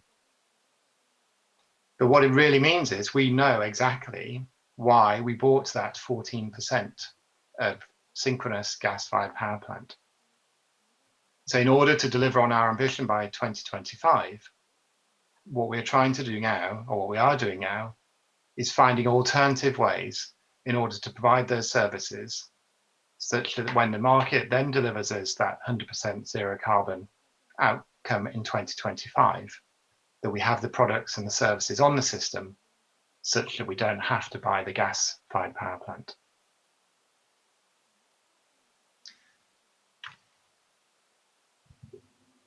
So how are we doing this? So we're doing very much a learning by doing approach. So we are running something called pathfinders. And they're called pathfinders because we don't know all the answers when we set out. We don't know which bits of the code and the framework or the markets are needed to change. And because they're pathfinders, we have the regulatory approval to sort of work flexibly, to think about what we need and how we might implement it. So we've launched several pathfinders now. The key and the biggest one has been around stability. So in January 2019, we signed the first contracts to provide stability services. And they had to be online within 18 months of last January. So already we have seen a hydro plant, pumped hydro storage plant providing stability where they will just spin the machine in air or in water. We have seen the repurposing of CCGT, a retired CCGT plant, which has now been repurposed. And it is now spinning in synchronicity with the network, but is acting, but is not a generator. It's taking power from the network to spin and maintain synchronous. And that allows us, therefore, to repurpose this plant and to provide a real cheap service to the system, providing the same inertia as if the plant was a gas-fired power plant. And thirdly, what it's done, it's also allowed one of our customers to engage with GE, which is a large machine manufacturer, to design something just specifically for inertia. So it's a very small, compact machine, but it is very, very heavy. And once that's rotating in synchronicity with the grid, this small machine provides the same inertia as a large gas-fired power plant. So the beauty about the pathfinders, what we're finding is that, yes, it allows us to operate the system with even greater penetrations of renewable at lower carbon intensity. But also what it's doing, it's saving costs for the consumers, because we're not having to constrain off the wind to create the space to constrain on the gas. We just let the market sit there and do what it needs to do. And then we have these 0 megawatt solutions providing the inertia and the grid stability services that we need. And we've taken this approach to manage voltage, where we're going to market. As you're probably aware, voltage is much more of a smaller regional issue. But again, engaging with the market, understanding the range of solutions, getting the innovation and the new technology providers to come forward, we are finding that it's a very low-cost way, an effective way to manage the network. With frequency management, we're working within the current sort of constraints and frameworks that we have. But what we've done is we introduced a new fast frequency response service last October, something called dynamic containment. And to be enabled to participate in dynamic containment, you need to deliver your full output within a second. So there's some deadband settings around the frequency, which for us here in GB is a 50 Hertz system.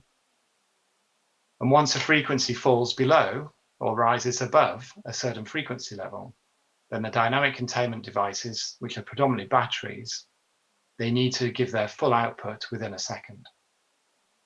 Now, having that really, really fast frequency response allows you to run a system with less and less inertia. So it's always that fine balance between how much inertia do you need and do you have versus how much and how fast your frequency containment needs to be. So we are exploring further to see whether we can provide a service that can deliver frequency containment within half a second. Because again, if we can do that, then that'll reduce the need for inertia. What we've also found is that those generation that's on the distribution network that doesn't necessarily play in the big sort of markets, that actually there's a huge amount of flexibility there. So last year, with the COVID impacts and the reduced demand, we introduced the ODFM market, which is the optional downward flexibility market. So this allowed us, with a few hours notice, to constrain off embedded wind or solar generation.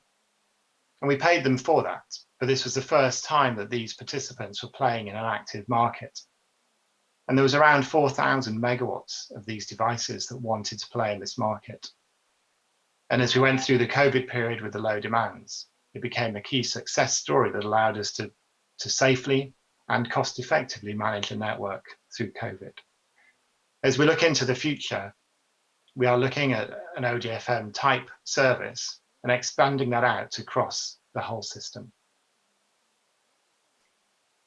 The other thing we've done, again, to work with inertia and frequency response, is to look at the rate of change of frequency. And we used to operate the system to a rate of change of frequency of no greater than 0.125 hertz per second. But we decided some years ago that actually a rate of change of frequency of 1 hertz per second was where we needed to get to. But we had 50,000 sites of embedded generation that had rock-off settings that weren't appropriate for the new, faster rate of change of frequency.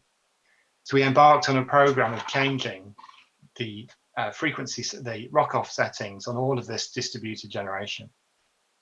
So to date, we're sort of nearly 70% of our way through in terms of megawatt volume. And as of today is a key milestone in British system operation history, is that we are allowing from today a rate of change of frequency of up to 1 hertz per second, which is a big step change from 0.125 hertz per second. So today is a landmark day.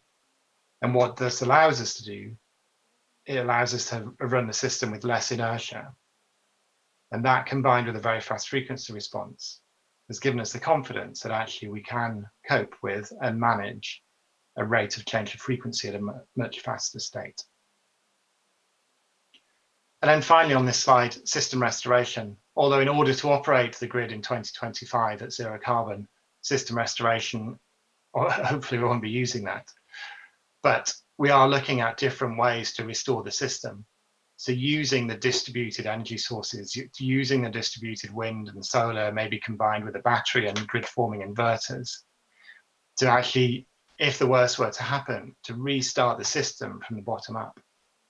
At the same time, working with transmission connected wind farms and interconnectors to see how they can also provide system restoration services. Because obviously as your gas and your coal-fired power plants close, where you historically get these resources from are going to be no longer available.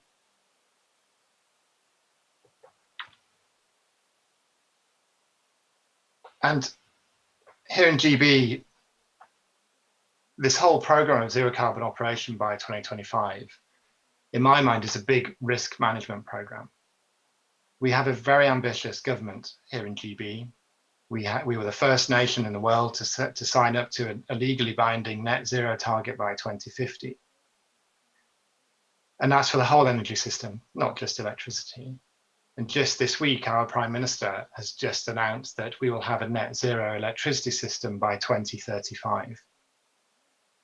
But we also already knew that we had a government with an ambition of 40 gigawatts of offshore wind by 2030. So the zero carbon operation by 2025, to me, is managing the risk, because the market is going to change. The government policy, the government subsidies, the government intervention and direction of travel is really pushing the network to decarbonize at a very, very rapid pace. And as a system operator, we need to adapt to that, because what we don't want to be as a system operator is the entity in the whole industry that is the one saying, you can't decarbonize this quickly. We can't accept this amount of wind and renewables onto the system. So this program of work, the zero carbon operation by 2025, allows us to be an enabler and to say to government, yes, this ambition that you have is fantastic. And as a system operator, we will adapt and we can bring on this huge amount of renewable generation, and we will still be able to operate a safe and secure network. And by getting on the front foot and by delivering this in 2025, it means that if any of our services and products don't quite do what we want them to do, we still have access to the gas-fired power stations. However, if we waited to 2035, which is when we need to have this fully working, fully zero carbon, 365 days of the year, the gas plants will be closed by then. So actually by doing this now, by getting the plans in place, by demonstrating in 2025 that we can operate the system here in Britain at zero carbon, gives us that confidence and gives us that ability that if we've got it wrong, if something changes, that actually we can fall back on the conventional power plant. We don't intend to do that, but we've got that insurance policy in place. Then as we go beyond 2025 out to 2035, then it's a continual refinement, probably buying more of these products, enhancing the tools in the control room and the analysis tools that we have to monitor the system.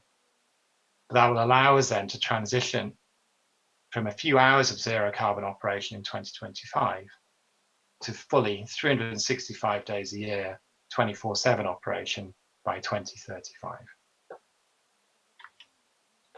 So just to summarize then, so here in GB, the rapid decarbonisation electricity supply is going to happen anyway. And therefore we need to adapt to change the way and the need to operate the system. The system operator, the ESO, we are world leading with our ambition to be able to do this by 2025. I do work with other fast decarbonising networks such as Australia, California, Ireland, ERCOT and EnergyNet. And we're sharing our knowledge and our experience to do something called the GPST, the Global Power System Transformation Consortium, as well as Go15, which is the largest 18 transmission system operators in the world. Through our approach by using markets and for the SO system operator, we are putting out the need of the system, the technical need and requirement, and not predetermining the solution. What that is doing is bringing in new players, it's bringing in new sources of money, but it's also driving innovation and technology changes. And this is all coming together to continue one of the fastest decarbonising networks in the world. We are 60% less carbon intensive today than we were 7 years ago. So we've made a massive transformation here in GB, and that gives us the confidence that as we go forward, we can continue this decarbonisation journey. And at the same time, through our approach in using markets to drive down costs and drive innovation, we can also reduce costs to the consumer. So that was all I wanted to say. So thank you very much for listening this morning.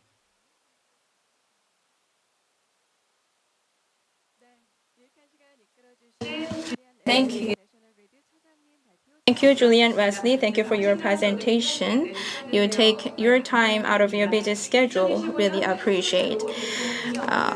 Zero carbon system operation by 2050. You mentioned about the management of system, and we can do it. And you also shared your opinion about the plan.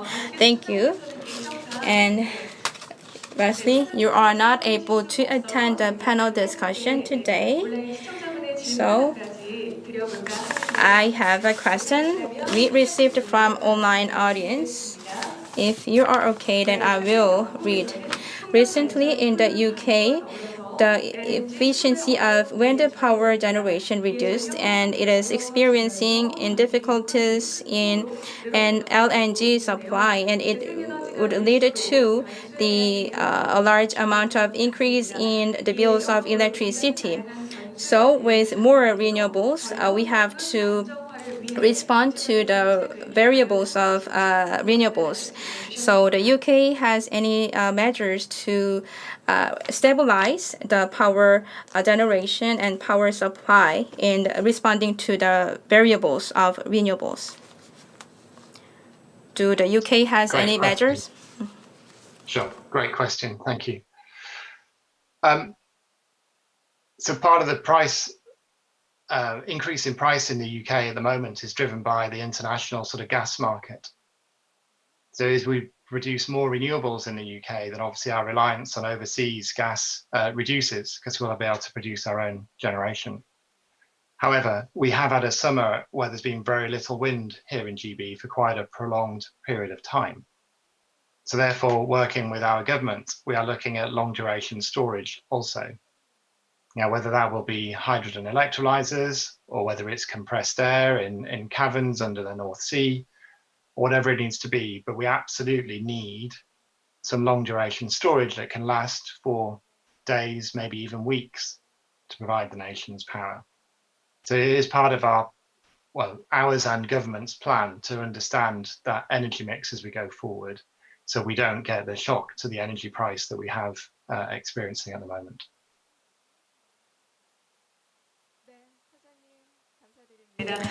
Thank you for your answer. It is quite an unexpected question, but you shared your insights and thoughts. And the audiences online will be very satisfied with your presentation. We need to say goodbye to you. I hope we could see you in person next year. Thank you. That was all about the presentations for session 2. We will take a few more minutes to set up the stage for the panel discussion. Thank you.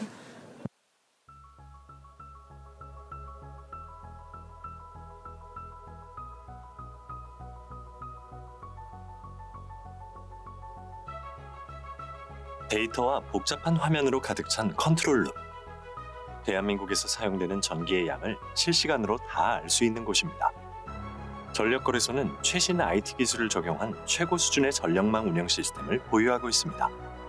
대한민국 전력망 전체의 전력 흐름을 실시간으로 감시하고 모든 것이 한치의 오차가 없도록 365일 24시간 내내 대한민국의 전력 운영을 책임집니다.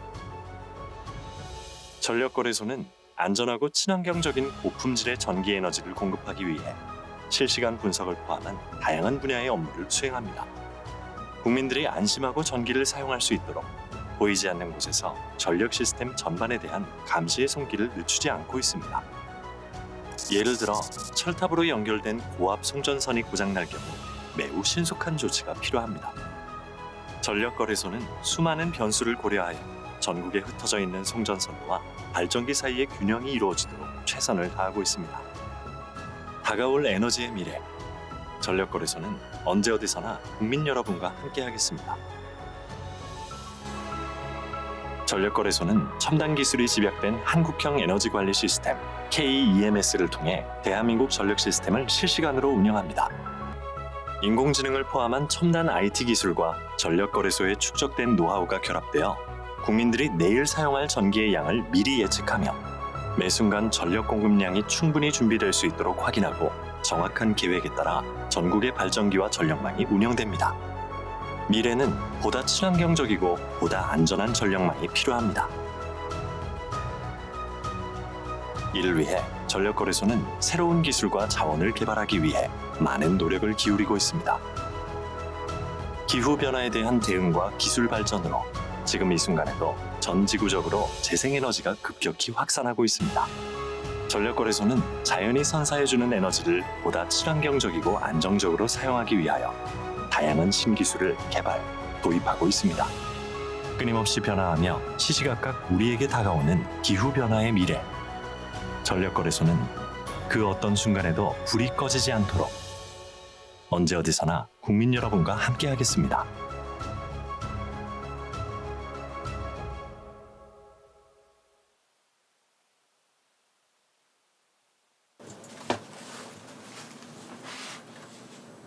우리는 누구일까요? 전력산업의 브레인, 전력거래소입니다. 전기를 사고 파는 전력시장부터 대한민국 전력망 운영, 대형 발전기 운영, 향후 15년간의 전력 수급 기본계획 수립 지원까지 이 모든 것이 전력거래소의 주요 역할입니다. 에너지가 만들어지고 우리가 사용하기까지의 모든 것을 직접 총괄하고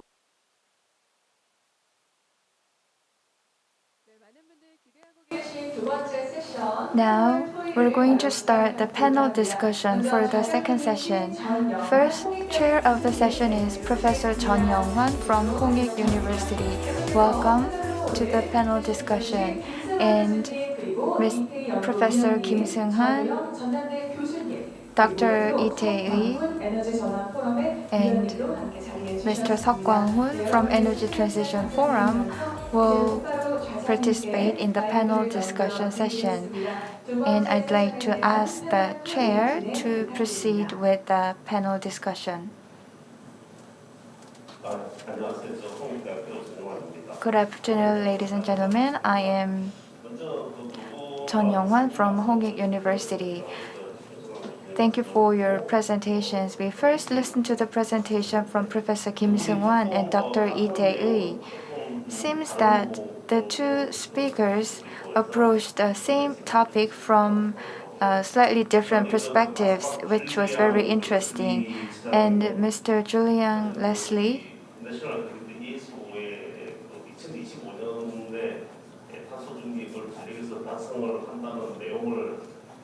is the person we invited from ESO, as we heard that they're going to achieve carbon neutrality by 2025. So we had a lot of questions to ask, but he had busy schedule, so we could not be with him for this panel discussion. First of all, Professor Chun Ho-young and Dr. Seok Kwang-hoon are the panelists. First, Professor Chun, would you start discussion? Nice to meet you all. I am Chun Ho-young from Jeonnan National University. Thank you for your presentations. For carbon neutrality, direction of electricity system, I'm going to talk about this topic. In Korea, the solar and wind power capacity is currently 19 gigawatt, and the future plan is 58 gigawatt. Today we received an announcement regarding this, but I didn't actually hear the accurate numbers. But over 100 gigawatt of renewable energy will be supplied from wind power and solar power, which was I think a very ambitious target.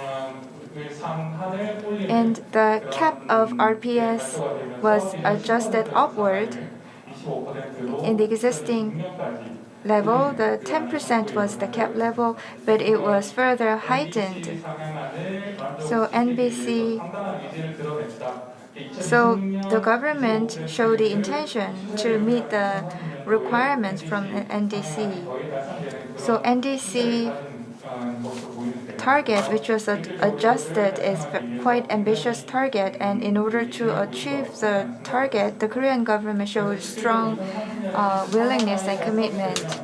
If we achieve that in the future, then Korean capacity of wind power and solar power will be 1.5 times that of the peak capacity and 2 times the level of usual energy capacity. And the previous speaker said the winter is coming. I would like to say winter is coming sooner than expected. By 2030, the energy capacity supplied from wind power and solar power will further increase. Then, in 2030, we will have significant level of energy transition towards renewable energy. So we have no choice but to see significant changes in the existing electricity market. I'd like to talk about 3 issues. First of all, in the electricity market, we have to increase competition.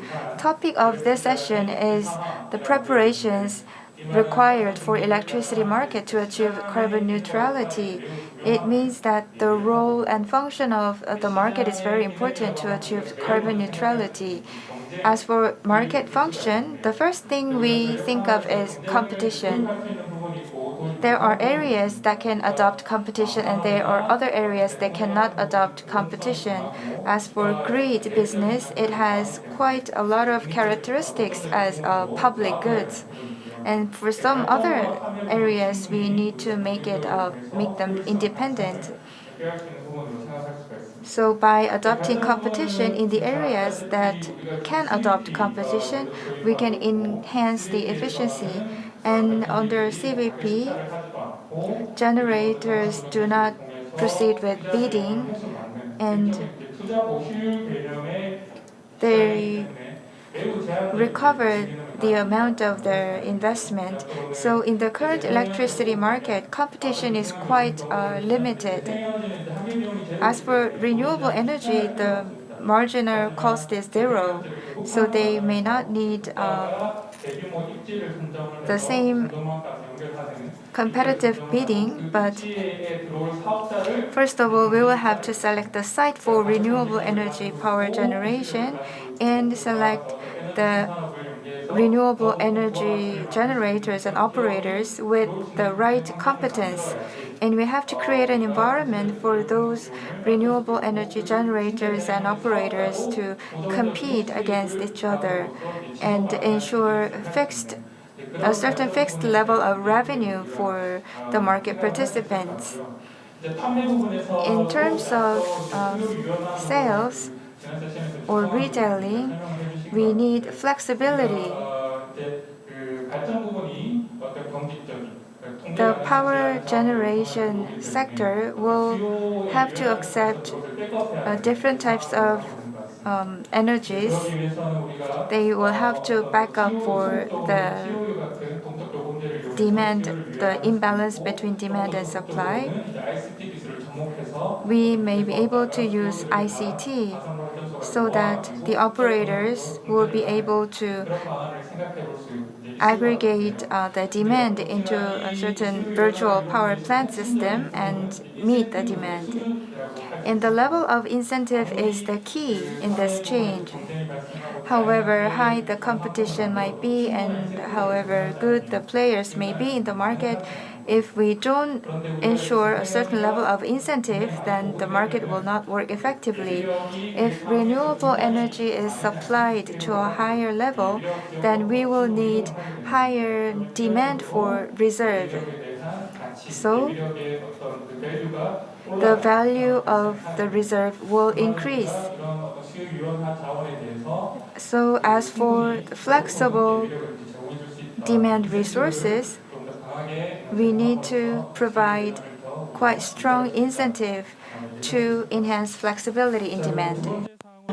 The second point is that something that discussed a lot, we have to curtail the output.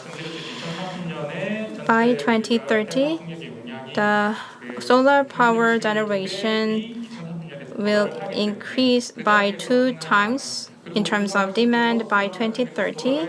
And also, the most operators, generators will need to work. So that will be a large amount of curtailment on output. In Jeju Island, 3% of curtailment happened, and this year, that figure is expected to go up to 9%. And 10% of renewable is curtailed, then it means that the price of renewable generations will increase by 3%. And power system with high mix, proportion of renewables, it would be very burdened.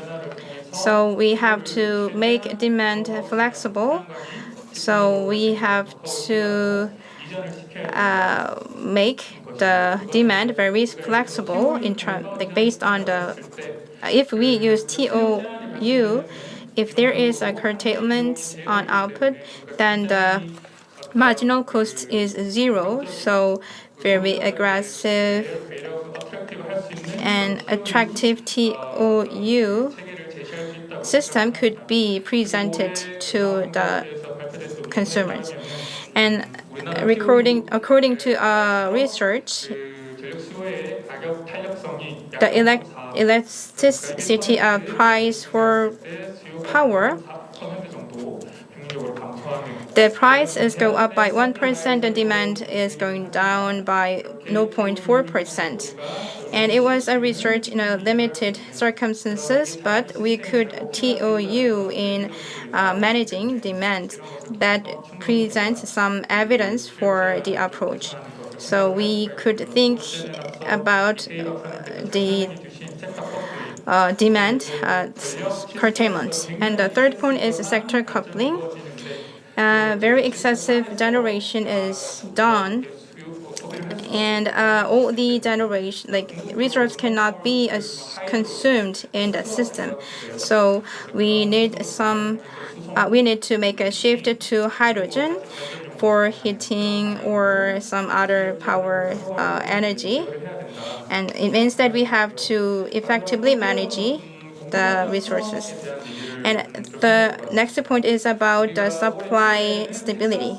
Only this year,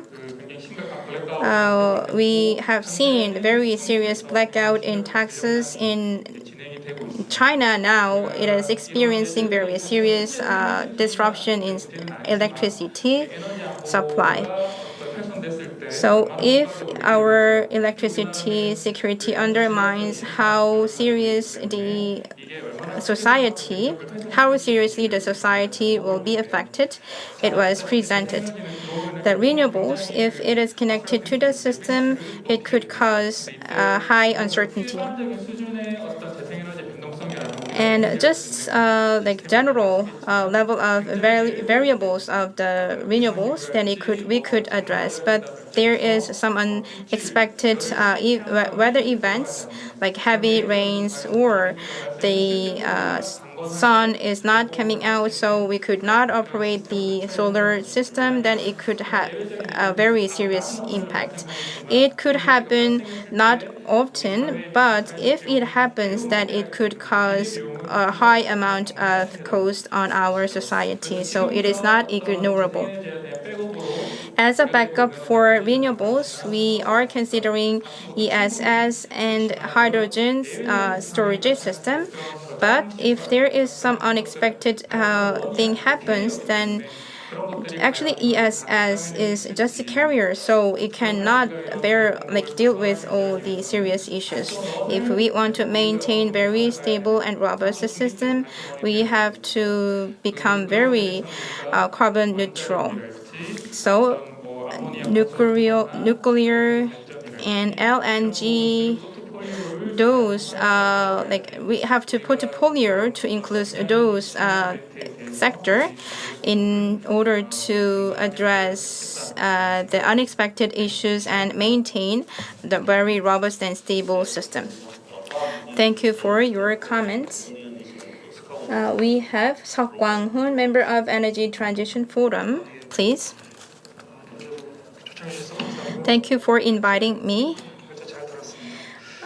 Very good presentations. Thank you for your presentations. The three presenters dealt with different issues. Before touching very detailed issues of presentations, I will talk about some various things, various issues. Like the presenters dealt with various issues, but the one thing common from different presentations were about we have to open the electricity market. If we do not open the market, then we cannot deal with all the new technologies, and we cannot gain the resources to adopt new targets. Actually, the NDC has heightened and tightened. But if we do not have the resource, actually the resources is in market. If we do not have resource, then we could not implement the plan. So I feel some gaps between the reality and the plan. About 90% of the public or 100% of the politicians they are talking about that we need to fix the price of electricity. And if there is some changes in the electricity market, it is going to be a way of privatization, so it should not be done. These are the opinions of 90% of the public. But on the other hand, the NDC has been enhanced. I don't know about the exact figures, but various market program were explained a lot today. But we are repeating this process. We have been repeating this process for a long time. I think experts should have this one voice.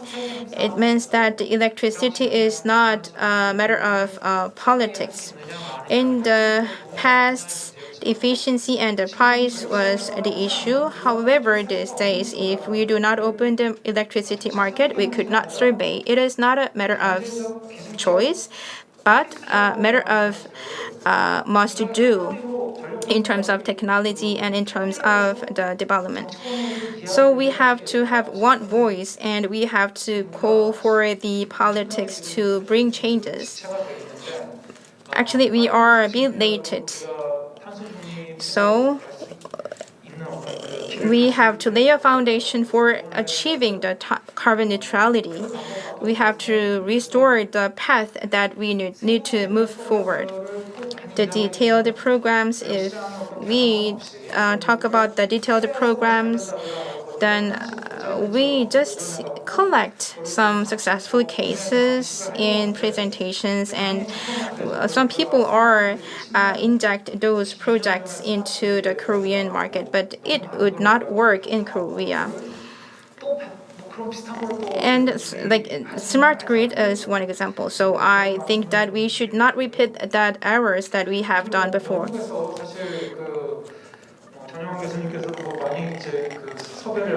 And we invited Julian Wesley from NNGESO, but he speaks so fast, and the actually interpreter, I think it was very difficult for her to interpret. So we have to look at the cases of the UK, because we are totally different from the advanced nations. We are quite isolated connection, power system. But UK has interconnected system and synchronized system. So our system is quite isolated. In this regard, the renewables were taking account about less than 40%, about 38%. And the UK has put a lot of effort to achieve those 38%. He explained that. And in order to make up the insufficient inertia, the UK collected and connected all together, and tens of units of very obsolete and not used generators were combined all together. In terms of inertia, it is 12.5 GVS. Is about tantamount to 5 generator units of core-fired generation. As we are isolated, we need more aggressive and very radical approaches to expand renewables. And that radical approaches actually, in terms of new technologies, if there is no market to pay for kind of due charges, and it is useless. And island, is also the case for the island. The UK has opened its market 30 years ago, so it's difficult for us to follow suit of the UK. not as much as the UK, but Ireland opened its wholesale market in 1997, but put a lot of limits on competition. The island built some consensus that the wind power could not be expanded in physically, so it went it started seeking for a complete competition market, and after that, Ireland was able to increase the wind power generation up to 40%. A physically isolated situation, actually, in order to overcome that limits, we have to open the electricity markets, only the selling market. If we do not open the market immediately, all the policies are becoming very useless. That is something that all the experts have to call for. It is not a matter of politics. It is not a matter of discussion. It is a matter of whether we could survive or not. So, opening the electricity market is something that we have to do. And rather than just taking some good programs or policies, we have to clearly send some signal that we have to open the market. Thank you.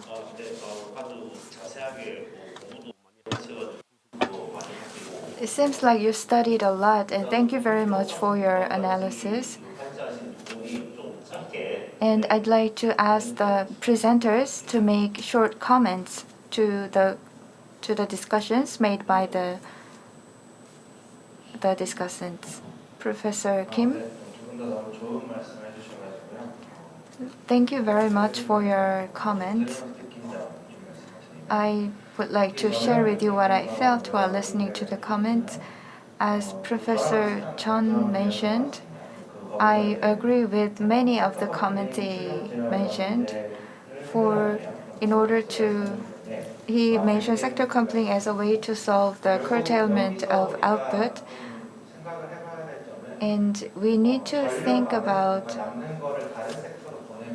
if we send surplus electricity to another energy sector, then we have to change the supply and demand plan. So gas and hydrogen sectors, they need to have a strategy, kind of common strategy that apply to all of them. Now we have different supply and demand plan for each of the energy resource sector. So how can we solve those problems? How can we make coordination among different energy sectors?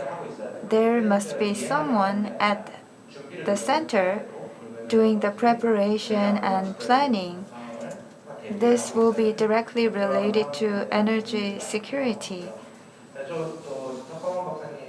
And as Dr. Seok Kwang-hoon mentioned, I agree with him, and I would like to add on that.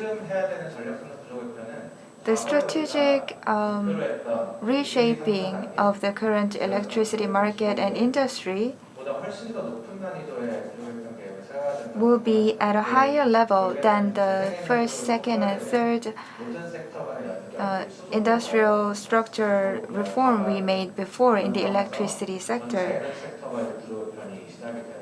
With the increase of renewable energy and hydrogen and so on, we will have to reshape or reorganize the electricity industry and the structure. But we need to be careful not to get into trouble. And I feel that we need to have a strong commitment to this. Thank you very much for the good comments. And it seems that you made up for the elements that we didn't mention during presentation. Carbon neutrality can be perceived from perspective, short-term perspectives and long-term perspectives. During discussion, you mentioned that we have to open the retail market or energy selling market centered around demand. That is close to economic sector coupling.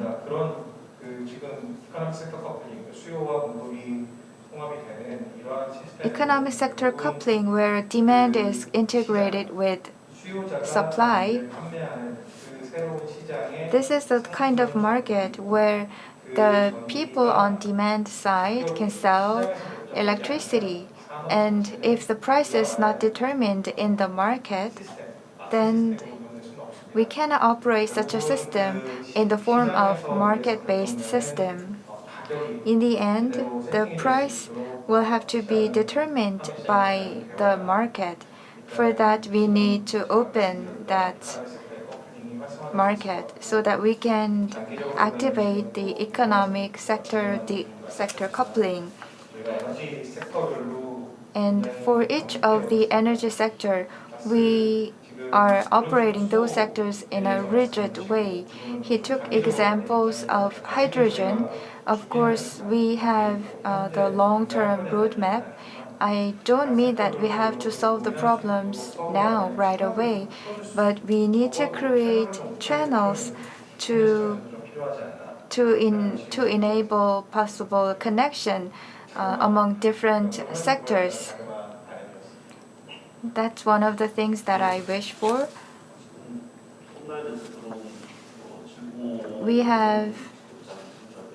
I have not yet received questions online. And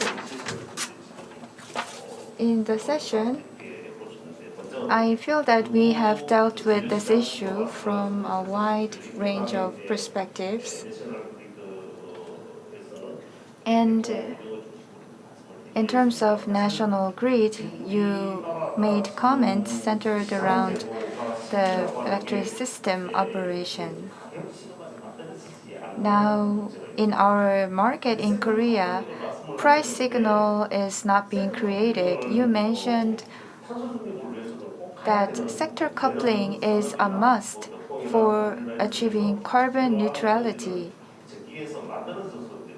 because energy and the heat generation in an efficient way requires the sector coupling.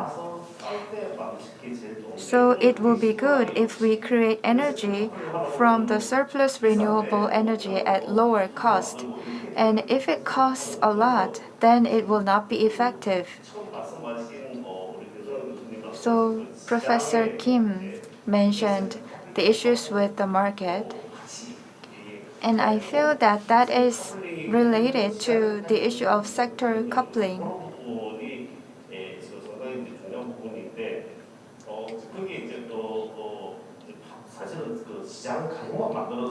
In fact, creating market is not everything we need to do. We have to open the market where people sell electricity. In this regard, we need changes in the market. Dr. Seok Kwang-hoon also mentioned this aspect. So far, some of you may have heard of this for the first time. 2025, until 2025, we have only 3 years. The UK also announced that it will achieve a carbon-free economy, and it has made a lot of preparations to achieve that. Many people, the same is true for Korea, and many people think that it is impossible to achieve carbon-free economy in short period of time, but that's not 100% true. And there have been many preparations made so far to achieve carbon-free economy. And I actually personally wanted to ask a lot of questions in the session, but I hope that we could have more opportunities like this to learn more from each other. Now it's 6 p.m., so we'd like to wrap up the discussion session. I'd like to hand over the microphone to the MC. Thank you. Very intensive opinion exchange was done by the four panelists, and also give them a warm round of applause. Thank you. And also, we have been all together until the panel discussion for the second session. In the beginning, I mentioned that it's going to be a time to explore the path that the electricity market needs to move forward in the face of carbon neutrality era. And I believe that you confirm the possibilities and the mission that we have to deal with in the journey. Please give all of speakers and participants one round of applause. Thank you. All the materials and the video will be uploaded on the official website. All the audiences, thank you. And we will end the 17th Seoul International Electricity Market. Thank you.